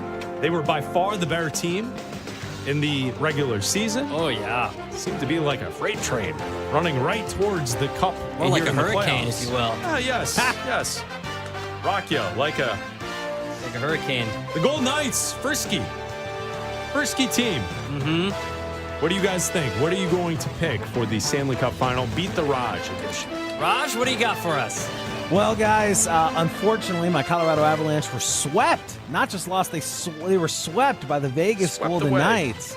So I have to go for the Carolina Hurricanes here to avenge us. None of this, I cheer for my division or my conference crap after my team is out. That's for losers, okay? Losers that cheer for other SEC schools after your SEC school lost or whatever it is. So none of that garbage, okay? Carolina Hurricanes, by the power of Josh Graham, I'm all in on the Canes in this. Shout out to Josh Graham. He is on his way to game 1 of the Cup final. He will be covering it for us here at Westwood One Sports.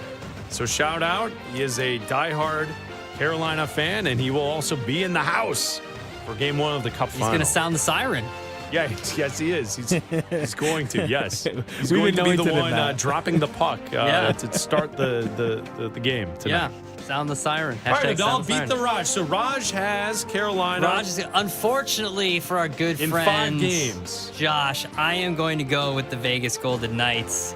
I believe that sweeping out Colorado was the best team left in the playoffs. I believe sweeping them out makes a statement for Vegas.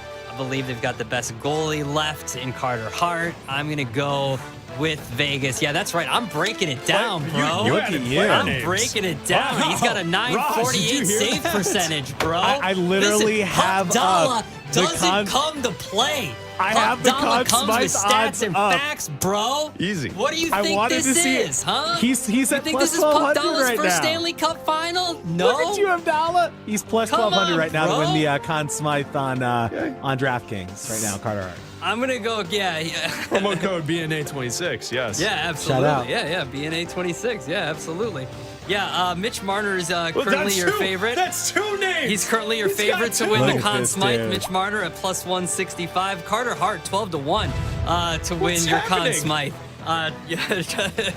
trophy on DraftKings. BNA26 is your promo code if you're new to DraftKings. Okay, all right. You said Vegas. Do you have a games? Raj gave us Carolina in 5. I'm going to go Vegas in 6. Vegas in 6. Vegas in 6. Okay, all right. Can you name a player in this series that's not in front of your computer right now, this second, that's on your list? No, I've got a whole roster in front of me, so no, I can't. I've got a whole roster in front of me. Raj, the fact that he's Connor Bedard handing out players as a part of the breakdown. He's slinging them over there. I'll give you credit. I will give you no players, but I will give you a prediction. I kind of feel what Raj is leaning towards, but I think it's going to be in 6. Got the Carolina Hurricanes in 6 games. They win this series 4-2. That's what I'm going to have. So Raj for Beat the Raj is Carolina in 5.